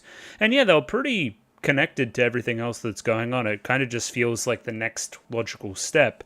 And again, probably some particular characters, maybe a Shane, maybe a Jacuzzi, getting a little bit more of the light there, and having some more stuff to expand off of. Clearly, their story's not done. Clearly, the novels do continue. But again, we got a little bit more movement there, which was enjoyable. The other one I really liked, and it's been quite a long time since I recorded as well. I recorded on the Thursday. Now it's Saturday after midday. I may talk to a structural thing I'll do in a moment. But one of my major kind of memories out of last session was Carol and Gustav. I thought they really did well there with kind of our meta thing about kind of, stories never ending and never having a concrete kind of, end point to them. And, picking a start point is difficult as well in somebody's story. Picking an end point's difficult. They're always going to continue living after that point. So there's always room for more. There's always room for redemption and other twists and turns and everything else, especially tying that into the theme in the show of immortality. I thought that was all just very smart and astute and brought the show all kind of full circle and stuff. It was very light novel-y in a cool way. Felt a lot like Monogatari. I think I said that in the moment, as well as Princess Tutu, which I'm doing at the moment as well, which has a lot of meta stuff around story and who's the storyteller, whose point of view are we telling it from, when does somebody enter the story. And again, I'm only a few episodes into that show, but it seems to be one of the directions it's going in. So yeah, I do like that kind of navel-gazy crap sometimes. It's it works for me. I do enjoy it. Now, structurally, okay, I've got a notepad document up over here which just has a bunch of character names, and I'm going to go through their individual stories in this thing and say what I liked about them and their execution, as well as what their general arc in the story, in this story, in these 3 episodes, is trying to say. At the end of the day, I probably have to structure this similar to how I would structure a movie analysis portion, whereby I break it down piecemeal into categories rather than rewatching the entire thing. One, it's just a lot of shit to watch, so if circumstances were better, I probably would still have to alter it, but circumstances are not better. I am behind. I need to catch up. So yeah, we're kind of doing this format. It's a little bit scuffed, but it is what it is. Just as an example, the first one I have down here is Isaac and Miria. So Isaac and Miria's story in this, little 3-episode chunk is pretty, not that involved. It's pretty scarce. Starts with a lot of drama and tension here before it all gets diffused and we find out that they're just setting up a bunch of dominoes. They're having fun. They're just goofing off. They're doing Isaac and Miria stuff. I think where this gets interesting is the Firo connection, where he comes along and he's like, what the fuck is this? What are we doing? Why are we doing this for? Before he sees everybody in on the action, like everybody's equally kind of inspired here, looking at the dominoes, setting them all up. Even Ennis, the emotionless Ennis, of course. And he ends up thinking that sounds pretty fun, even if he, accidentally knocks over a small portion here in time as well. Just, yeah, it's nice to see the whole crew out and about. It's also 1932, so everybody here is, still all together. They're still like a tight-knit friend group. Obviously, again, this is in the wake of everything happening in, 1930, where they all first met, and then 31, where they joined back up again. This is them still just kind of hanging out. And yeah, the kind of last thing we see of them is back in, again, 1930, in the wake of everything, right? They're running away after the Genoard heist, right? So they have all the money and they're going to throw some portion of it out and kind of give everybody a bit of cash. It's kind of the last thing we end up seeing. They have their own stupid little justifications about why they're throwing out the money and how it's their small little donation and whatever else, and then vow that they're going to go off and start mining for gold, which again connects nicely into episode 2, where we're first introduced to Isaac and Miria. Again, nice and circular and whole and stuff. It's good. I would have liked to have seen more of Isaac and Miria. It seems like a little bit of a scam that I only really get them at the tail end of, the section here today. The start of episode 14 and the end of episode 16, but then's the breaks, I guess. We had other characters to focus on who had way, way, way more focus, like Shane. So I probably think we'll end up doing Shane and Huey at the same time, because it's all kind of together. We probably could throw Vino in there, but I'll do him a little bit later. I think there's more to him personally than Huey personally, I guess. So let's chuck at least these two together on screen. This played out here in a very different way than I thought it played out before seeing it. So one, we're still not really specific about what this knowledge is that Huey is trusting to Shanae.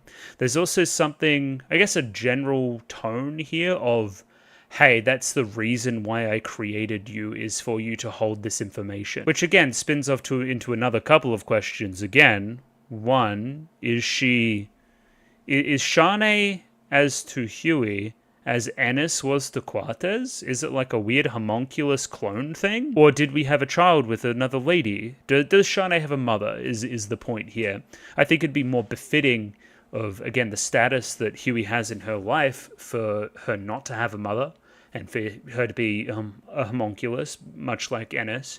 And again, her general arc, much like Ennis's again, is kind of growing out of Huey and learning something else and seeing the world a different way and blah, blah, blah, blah, blah. Like, again, we've already seen that once in the show, but I think that this one's a little bit deeper. It's a little bit more involved. And again, we see Quartez, he's like evil Dracula man. We don't like him very much. Huey seems at least a little bit more affable, potentially even a little bit, regretful about the way he dealt with the whole Shanae situation and the way she ended up. The other thing here is the kind of demonstration of the level of Shanae's devotion, right? So, she is in stark contrast to basically everybody else in Huey's life who wants to associate with him to get the secret of immortality, right? Again, reflecting Quartez once again, where again, like Huey just recognizes when people are fake and not being real and being greedy, and that side of it, right? Sits on a very different level than Quartez, who, embraces the greed and, starts sucking people up and stuff. That's his whole bang. Where Huey's just very cynical about it all, where he, like, sits above people, having this immortality, and he's like, well, you're just pathetic. You want to be like me, but you don't understand the things that I've gone through to get to this level. As opposed to that, we have Shanae, who is the one kind of blackbird among all the white birds, the one point of difference, the one purest of soul, but in that other way is kind of flipping the whole white and black kind of dichotomy we have there too, which is nice. She is so devoted, she possesses this information, right, and chooses that the gift for possessing this information be that she loses her voice and not be able to speak and becomes mute so that she can hide the information even better. What this is to show is that even at the point where I'm trying to gift her something, right, like everybody else wants a gift from me, she still chooses to be selfless. Almost to a self-detrimental level, not considering herself in all of this, being willing and able to die as long as it's part of Huey's plan. Again, seeing him more like a deity other than a dad. Like, again, it's a fraught relationship. It's very extremely one-sided. We saw those scenes before in the actual TV anime where she's like considering the thoughts of Huey almost in the form of her own conscience, right? Or Huey is somehow communicating with her. We never really did get an answer there. But again, just an overwhelming presence in her life. So again, she's one way. She also associates with all the people around her father as well that are all just kind of scummy. So all that she knows in life is that Huey is goated and that everybody else is slimy scuzzball idiots that aren't even close to on his level. That is, of course, until she meets a certain somebody, which I guess we see most of in the next episode. If Shanae needs to, be reinvigorated by the human experience, probably Jacuzzi's a good person to talk to. He is the goodest boy. He is best boy. Who, again, much like the Lemurs, is a criminal. Is like somebody doing shady shit. But still, like, he's like nice to me and respectful and like, treats me with care and dignity and whatever else. Even though, again, my gang was killing or trying to kill his gang, mere days ago. Like, it's very odd. She doesn't really understand the whole crew here. The whole crew just, keep her identity safe, don't do anything to her, even give her this, well, they don't give her, but hand her this gift from Vino. If anything, it's, like, kind of cute how all the boys then just kind of, like, exit the room and they're all just nice. They're nice people. I think this is a very evocative scene, her talking with Nice here, because the whole Nice and Jacuzzi thing, we'll kind of get into that a little bit later as well, which is kind of one of the sub-stories of this episode, where it's like something bad happens to Nice, and then, again, Jacuzzi was there, willing and able to sacrifice stuff to make her feel better. He's doing that even now, even though he's injured, even though You know, he has no reason to do so. He will put himself out for you. Why is Jacuzzi, this guy that I've only barely met, giving me, you know, gifts and praising me and talking to me on a level where my own father that I've given, you know, such devotion to over such a period of time has never even given me a gift? This is where we tie in some of the Venus stuff too. Obviously, handing her the white dress, a wedding dress, ostensibly. But again, also one of the first gifts she's ever gotten. We're tying that into the light and dark of it all as well. You've been, again, symbolized as this one kind of raven among all the doves, right? The one point of difference. This is bringing you back to the pack. This is treating you like a normal person, not this, you know, hopeless devotee for Huey, but somebody with their own thoughts, feelings, emotions, and everything else. It's a humanizing step, and it comes with such sincerity in the form of a dress that Vino just thought would look pretty on you. This whole I don't understand why people do shit like this thing comes to a fore at the very end here, where Jacuzzi steps in and saves her from Graham, who is under the false pretense that you are somebody who you are not. And again, this is all tied into the Vino stuff too. His entrance here is fantastic, just kind of hiding in the back before stepping forward. Him being the rail tracer, that happening at the same point where we're kind of challenging Jacuzzi into his courage here at this time. That's all wonderfully pointed and great and whatnot. But yeah, hey, there are good people in here who are willing to sacrifice things for me. I could be treated like an equal among them, that being Jacuzzi and Vino. They're treating me, you know, great. Wonderful stuff. Again, similar kind of Monogatari vibes, once again, from Jacuzzi. Very Araragi. Where again, I guess, broad spoilers for Monogatari, but one of the things that Senju Gahara likes so much about Araragi is that he will help anybody. It's not because Senjo is Senjo, and it's not because, you know, any other character is any other character. He is just a person that sees a need and does something about it, and that's so very admirable, right? I think Nice is very similar here, where again, Jacuzzi didn't do that stuff for me for specific reasons. He just does that for everybody. And that goes to show just what a good person he is. He's not in it for the reward. He is truly selfless. And again, that's probably why he has the respect of the people around him as well. And they're willing to die for him and follow him to the ends of the earth and whatnot, because they know that he's genuine. So yeah, him putting himself out here for Shanae is fantastic stuff. Love it, love it, love it. I will say this scene here kind of ends on an anticlimax where Graham's just basically... we just kind of fucks off in the end. He basically says, fuck you, Vino, I'm going to go get my dad and we're going to go beat you up. And then he needs to go find Huey. Or not Huey. He needs to go find Lad. I don't know why I keep saying Huey. Anyway.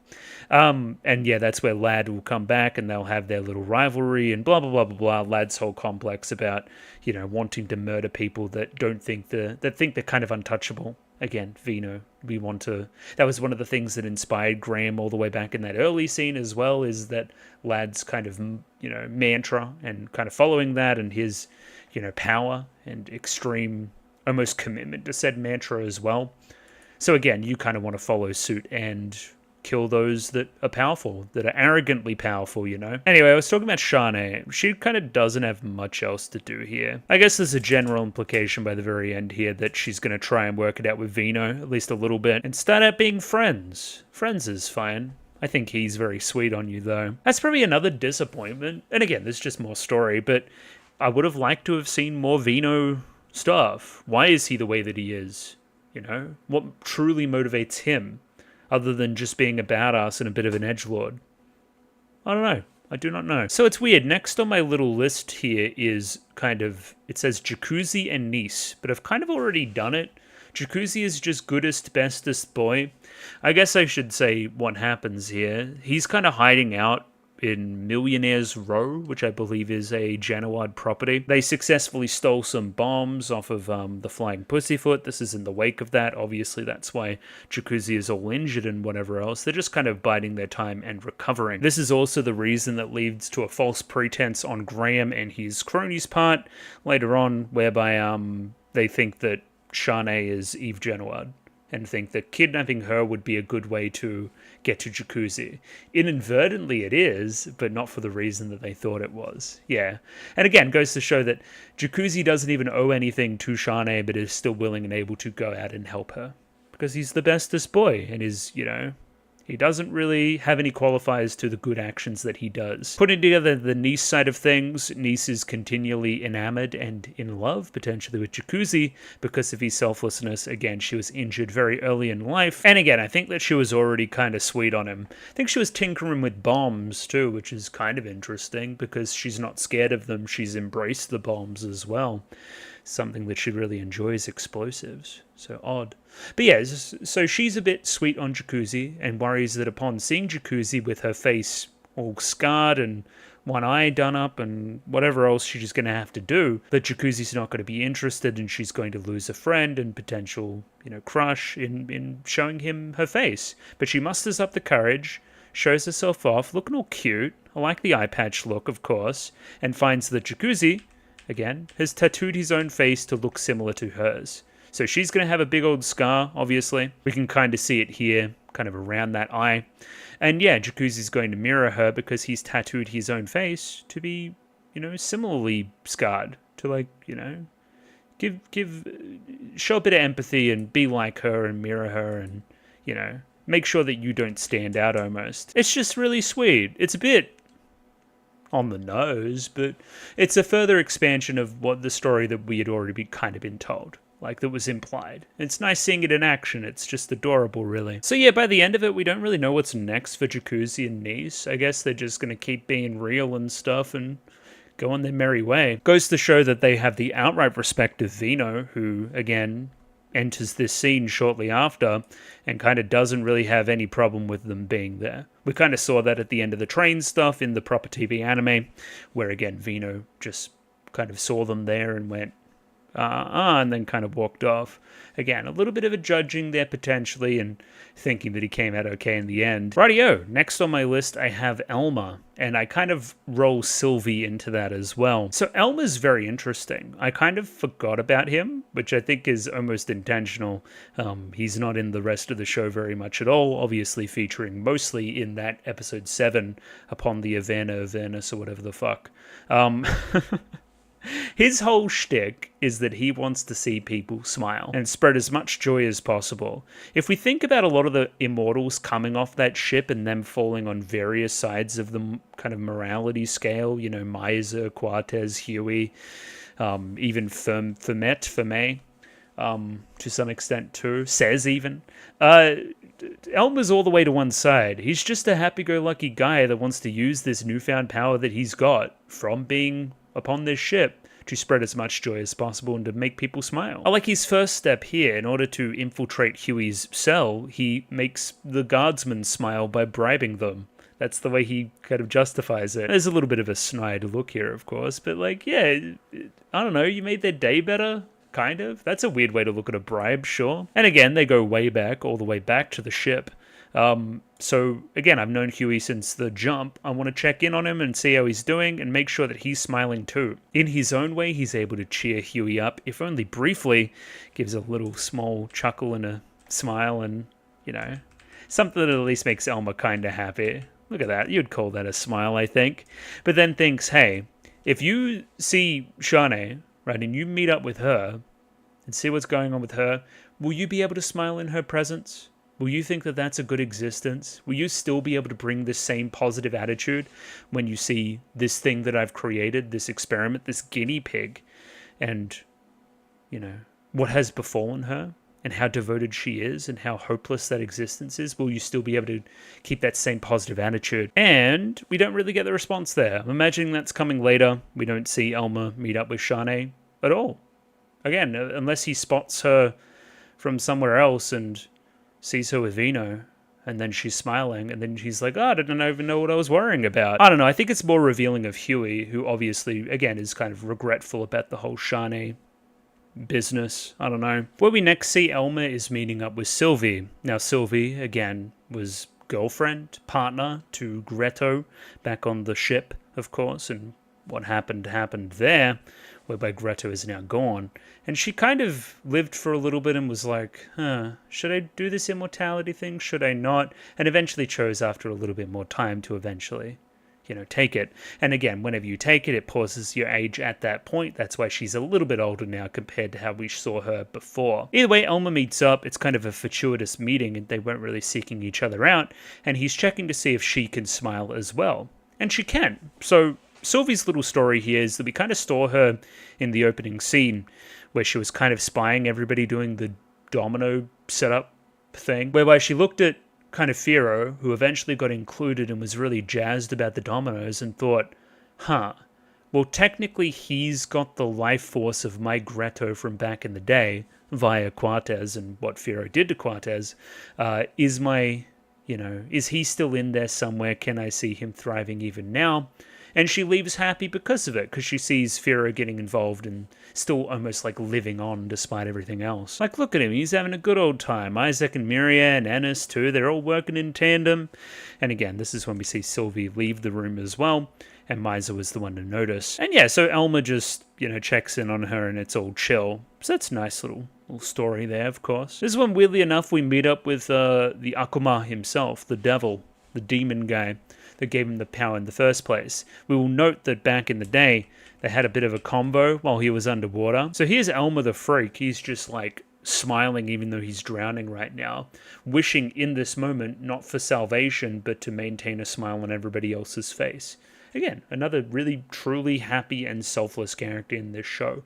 Just wishing for smiles above all else. He himself is even able to make the devil smile in a weird way, which, what a good guy. What a good bloke. Of course, the promise there isn't all about smiles. It's also about Misa, who we then go check in on, and you've kind of been momentarily checking in on as well to make sure he's all okay. I hope Misa continues to smile in spite of what happened to Greto, is kind of the narrative there. We don't really see it, but Elmer's off to go see Misa and check on him as well, but we just saw him in the previous scene with the dominoes. He's having a great time. So yeah, Elmer's pretty chill. We like that bloke. So weirdly enough here, I've written Daily Days wrap up, because there's a few momentary things that are kind of like about Nicholas and Ilan and stuff, and we'll do Carol and Gustav later, of course, as well, but yeah, it's mostly about Rachel. So we will note that Rachel, despite being a journalist and kind of stepping out of things and really just investigating and making sure of things on the Flying Pussyfoot,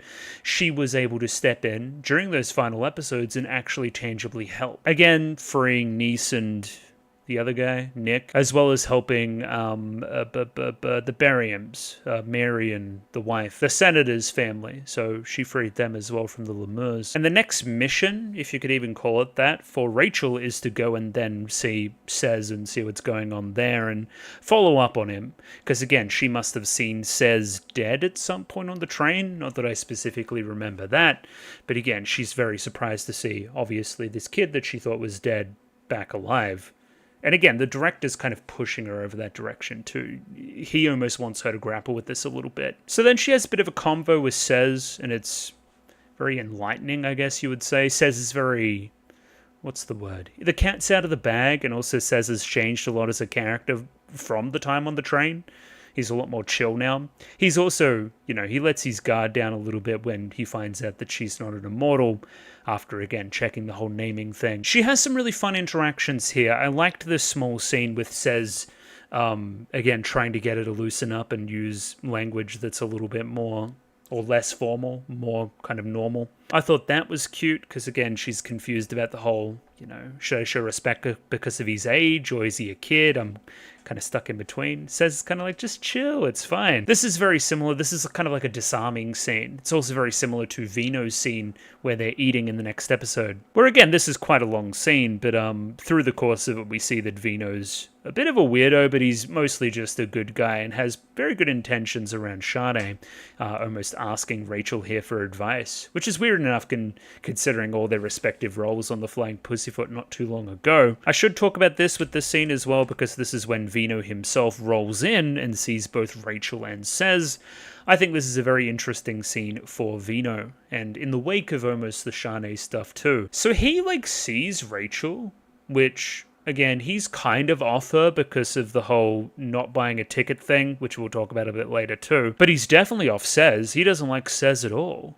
But I guess he figures here that he's had enough. He's had enough torture. He's fine. Also, you're paired up with somebody that actually made some broadly pretty heroic decisions on the, flying pussyfoot in the end. So maybe you two are okay. I'm not going to pursue and hurt you anymore. Because Vino's been this character to walk into scenes and make a moral judgment of people and see where it goes from there. He doesn't really do that here. I choose to see also that the experience with Shanae, also the way he's feeling right now, just in general, a little bit smitten, a little bit in love, he's willing and able to be a little bit more charitable at this time.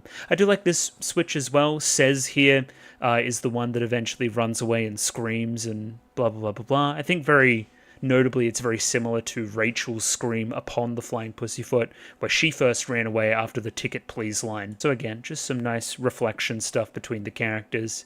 Still again, says you're a bit of a little stink, I'm going to give you a little bit of a scare. We'll briefly talk about Nicholas as well, because he has a little mini arc. Essentially, anyway, where's the Vino stuff? It happens a bit later. Yeah, here we go. So Nicholas, this is in the wake of the Eve Genoard stuff and where they agree to, make good on a few things and blah, blah, blah, blah, blah. And Elan's still interested. He's always been charitable towards Eve. Again, Nick's looking for the scoop, being a little bit of a, scum of the earth, journalist, really kind of like sneaky and skulky and stuff. We don't like that. Again, in comes Vino, this arbiter of everything that's good and just, and gives him an appropriate punishment for being kind of sneaky. He also just knows from Scuttlebutt that Nicholas isn't all above board. Hey, and I know you've heard about the rail tracer. I'm that said rail tracer. I'm here to fucking bully the fuck out of you and hold your face this close to the railroad as it's going. So again, Nick's taken down a peg. He's got somebody to be scared of. That's fun. We like that. Or Nicholas, I don't know, whatever name, it's fine. And again, they have a bit of a beef, Rachel and Nicholas too, so she's bemused a little bit at what happened. That's fun. The other thing that happens here as well with Rachel is that, she meets back up with the Bariums and she gets some hush money essentially from the senator. This is when we do a little bit of a clunky Rachel backstory with her father and the railroad industry in general, where he kind of got fucked over, but she still really likes railroads and her dad's really into it as well. So like shit, I'm caught in this weird in between where I want to be near trains, I have a passion there, but I don't really want to reward the industry and the general public there that disgraced my father and ousted him and stuff. So I've chose to go on all these train trips and not pay. I'm a serial what's the word, I just don't pay for my ticket, essentially. I know there's a word for that, but yeah, so that's been her whole thing. That was why the rail tracer was briefly like, oh, you're a little bit naughty, I don't know. I'm a conductor, I like people that pay for their ticket. Anyway, because she got hush money for being a quote-unquote good person on a railroad, right, she wants to reinvest that money almost immediately and pay for all the tickets that she's missed over the journey. I do like this one moment here where she wants to make a big scene out of it, and like disgrace the senator for what he did, again, because, Rachel's daily days, she hears Scuttlebutt, she knows that he's not a great bloke. But then she sees Mary over here, and she's so like happy and proud and like smiling and waving and stuff and thanking her, and it's like, well shit, I can't ruin her perception of her father right now. I can't walk off and refuse the money and disappoint her as well. Again, in the same way that she has her connection to her father, that being Rachel, I don't want to shatter the illusion that you have of your own father as well in that same way. So this is tying together a little bit better. I'm liking this whole connection and the people that saved, again, Mary here. So again, another very principled character. Probably again why the rail tracer himself is they have a little bit of a friendship. There's a bit of respect here, He likes principled people. So yeah, for a character that didn't really have much going on early, I really did end up coming around on Rachel. I think she's quite cool. She's got some cool stuff going on. Really cool design, obviously. And again, another one of these interesting characters coming out of the daily days. Alright, let's talk about the elephant in the room. Graham. Hello, Graham.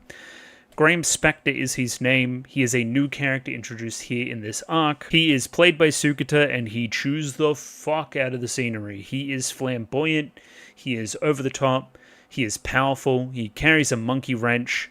He's very Baccano. He's a very Baccano character. Just almost like a parody of himself. It's just, I don't know, hopelessly devoted to Lad, which devotion and almost worship is another sub-theme here. Lad attaining this level of almost like Hueyism, on the strength of his own will, without all the immortality BS. Maybe goes to show how powerful Lad is ultimately. So I guess just covering our bases again, like Lad is here on the behalf of his family. There's some weird automobile scam thing going on with parts, and he wants to punish a certain person for doing so. Graham just ends up being here, and he sparks Lad's interest. He reflects bullets with his monkey wrench. He's quite the powerful guy. He ends up smashing a bunch of concrete with his fucking wrench too, which is very cool. They get into quite the conflict, and again, Lad's ultimately on top, something that ends up impressing Graham. This is the part where it's like, yeah, well, do what you want with me. Well, it's like, well, no, I prefer to kill people that are really arrogant about it, not people that have given up on life. And again, that mantra, we almost take it to heart. That almost becomes the scripture of our worship of Lad. And yeah, it goes to show why Lad, or one of the reasons why Lad was even trying to get to New York in the first place. Again, he said he just wanted to rough up the train a little bit. I think that was partially the truth, but he also wanted to meet back up with Graham here. But as we know, Lad ended up in prison in the wake of everything that happened, so you're going to have to wait. This means it kind of goes from, hey, let's, go see Lad to, hey, let's do something on behalf of Lad, in almost our worship of Lad. Let's go commit a crime. That's when we hear about Millionaires Row and what Jacuzzi's doing there and Eve Genoard, and we factor in a plan whereby we're going to try to kill Jacuzzi. Well, not kill Jacuzzi, but hand him over to Lad as tribute. That involves kidnapping Eve Genoard to get to Jacuzzi. We think that there must be something owing there. Then they mistakenly kidnap Shanae, and then, yeah, we have that conflict scene a little bit later on. And then he's kind of just like, I don't know, Vino too hard, I'm going to go somewhere else. Which I guess is a fine enough ending. Sure, there's going to be more content there, obviously, but for a character that was that flamboyant, I would have liked something a little bit more of note to occur with him. He's a great screen presence. He just doesn't have much narrative stuff because he doesn't have that much room to grow and shine and whatever else. But I mean, they do good by him. I like his scenes. He's entertaining. Sure, whatever, sue me, it's fine. Next here I've written is Lad. Lad doesn't have that much going on. I do like the thing at the very end, which I'll bring up, where essentially we just kind of get a determined look. After he was a little bit full-on before in the wake of everything that happened, now he's going to stay pretty determined. He's going to get out of here and continue to enact his plan. We're playing that strictly off of Shanae and Vino as well. There's going to be more content between those three, I'll tell you what. Also, this scene's fantastic. I really like the ending where he just shoots the guy in the head. Right there, this is the guy we were after the entire time. Graham was kind of an afterthought, and yeah, just sees him there. Bang. Easy as. I don't know, he kind of just gets whatever scenes we would have had Lad doing some bullshit in this 3-episode chunk, we just kind of had Graham doing it. So, very similar in my mind, obviously different performances, but equally off the chain, I would say. Now, Vino's more of a force of nature than anything else in this kind of stuff. He doesn't really, I guess he mellows out off the back of the train stuff, because he's very high energy on the train. Obviously, he watched, his conductor friends get killed. He sees the good name of the train getting kind of sullied and whatever else. He wants to be this moral arbiter of people. He sees all these bad people in one spot. He wants to take them all out. Once he's divorced from that context, he's a little bit more chill. Also, I think Shanae is a big part of it. If there's somebody here, he's almost very, instantly enchanted with her. And if there's somebody, that I can pull almost from one side to another, that is showing signs of being a good person whilst associating with some bad people, that's like my ultimate victory. Also, I just think he thinks she's cute. So, charming, I guess. It's good. Oh yeah, I kind of just remembered something off the back of that, too. This is in episode 2. It's where the Flying Pussyfoot is just about to depart. This is in the perspective of, as we know him, just the conductor generally at the moment. He spies Shanae and says, oh, there's a fine woman.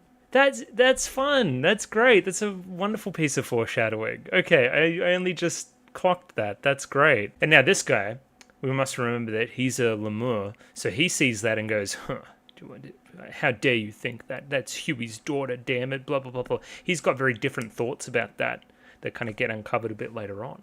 That's great. That's wonderful. I never noticed that. So he's always kind of been sweet on her. That's, yeah, wonderful. That made me very happy. Where I fall down a little bit is I don't think he has much else to do beyond that. He's kind of, again, just so powerful and so devoted in whatever else he thinks that he doesn't really change as a person. He's not Says is the point there, where Says, again, changes, Ennis changes. This is a little bit less compelling for mine. But it's nice to see a badass just kick ass sometimes. That's also just good. It's good stuff. And yes, once again, really enjoyed this scene where, you know, we get to know him a little bit more. We're disarmed to him. He's a little bit, you know, more charming there. Oh, he kind of punishes Says here for being a bit of a little stinker on the train once again, but doesn't pursue it anymore. Again, I'm going to be this guy. Just watch out for me. I'm just kind of floating in the background, but I'm not going to do anything. I'm not going to chase you down on nothing, you know? And yeah, like, I mean, really cute. We have this, like, serial killer crazy person, rail tracer motherfucker asking, like, relationship advice from Rachel. Like, that's wonderful. It's very, he buys the dress for Shanae. She really likes it as a gift. It's like a wedding dress. It's almost like a faux proposal type thing. I really liked this as well. He takes a step back upon the very end here, where it's kind of like, you know, she doesn't seem all that ready to just be, you know, fiance with me, like to be engaged, but seems ready to open up just a little bit more, so we're going to start out as friends. Good. I don't know, not overly pushy about it either, just happy to play the long game. It's clear to me that a lot of his actions here are also about this whole immortal endeavor. He's probably, a scene between him and Huey would probably be pretty charged. Again, once he learns what a presence Huey has been in Shanae's life, almost like keeping her and stuff, is he going to respond to that, you know, in a good way? It's almost like he's trying to, like, take Shanae away from Huey as well. How's Huey going to react to that? Huey seems really, you know, disappointed with his actions in the past, but he's willing and able to hand him over to Vino. It'd be very interesting. I wish we got more of that, obviously. But yeah, it's pretty delicately poised right now, for sure. Yeah, Vino's cool. I want to see Vino, Firo, backstory, Gandor stuff. I think that would have been ideal as well. Second to last here, I have Says written down. I feel like I've done a lot of the Says stuff already. Again, he's with Ennis now. He's progressing. He's becoming a little bit more of a good boy. He knows that he's loved. He can experience the breadth of human kindness and stuff. And it's nice to see that, again, his well-executed arc in the TV anime is just continuing as planned. He is not without judgment. Again, Vino punishes him in the previous scene, as we saw. But also, he's lowered his guard, too. He's not, you know, Rachel knows who he is and stuff and could potentially tell somebody and blah, blah, blah, blah, blah. But he's very zen about it. He's very zen about, you know, information about him being out in the open and knowing that he has other immortals on his side. He has like a support network. It's good. He's progressed. It's nice. And once again, to finish out here, the last one I had written down was Gustav and Carol. One, I love them. I just like seeing them again after all this time. That's just brilliant. Two, they really only have a small scene here, and it's more just a kind of bow on the entire TV anime run, whereby we started in episode 1 of the show with a lot of, you know, chin scratching and navel gazing and pontificating about, you know, stories and where to begin said story and who's the main character and how should we begin to tackle this whole phenomenon. And that kind of plays into how the story's told in a very cool way. It's all very kind of scattershot. It's like we have a corkboard up in a detective's office and we're trying to figure things out. That's how the story's structured. And having two characters separate from it, trying to figure it all out in the beginning is a great decision. It's very, very writerly. I liked it a lot. So they come back around at the very end and they're like, huh, so is this really our ending? You know, something about smiles with the devil or something and whatever else. And yeah, obviously ties into the immortality stuff as well. This story, much like many characters in it, is immortal. It is without end. Even, you know, when it looks like somebody has died, when it looks like somebody's gravely injured, they're just going to come back. When the story looks like it should be over and that it's nice and neat and stuff, it's just going to come back. And much like this rat. Bet you forgot about this rat. What happened to this rat before he met up with Barnes? What happened to the rat after this point now? That's another story to be told. The possibilities are endless. It is infinite. It is immortal, this story is. And again, I think that's a very astute way of doing it with the white mouse. Again, the audience probably forgot about him, but there he is. And yeah, I really like this dynamic, obviously, too. Gustav just kind of knowing everything and taking the very green apprentice Carol along with him and I don't know, I want to see their adventures now too. That'd be a fun direction to go in for sure. I also think the dominoes are a pretty apt metaphor for this phenomenon as well. You know, we've kind of set up this thing and we're watching it fall. We currently are in the process of watching the dominoes of the story fall, and again, each character here representing a domino and each affecting one another, and you know, whoever set that off in motion is now kind of just watching it from afar and having a fun old time. We don't know how many more dominoes there is. We don't know when it's all going to be complete and we get the full picture of what we were trying to say. We're just watching them all fall. We're just watching in the process of enjoying the ride, I guess, is the idea there. And hey, guess what? It's not all over when all those dominoes fall either and we get a full picture.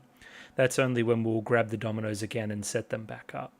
So yeah, I think that this is coming full circle in a lovely way as well. This kind of idea around just Isaac and Miria being, you know, fuckos and setting up dominoes, that actually had some depth and meaning to it, some metaphorical value. And I mean, with that, now we're on to, I guess, wrap-up thoughts about the entire thing, which it was lovely. I liked Baccano a lot. I enjoyed myself. Again, has its duller moments, I would say. Has its, I guess, it's a very broad story, so obviously, again, not every character can have the most intricate arc all the time.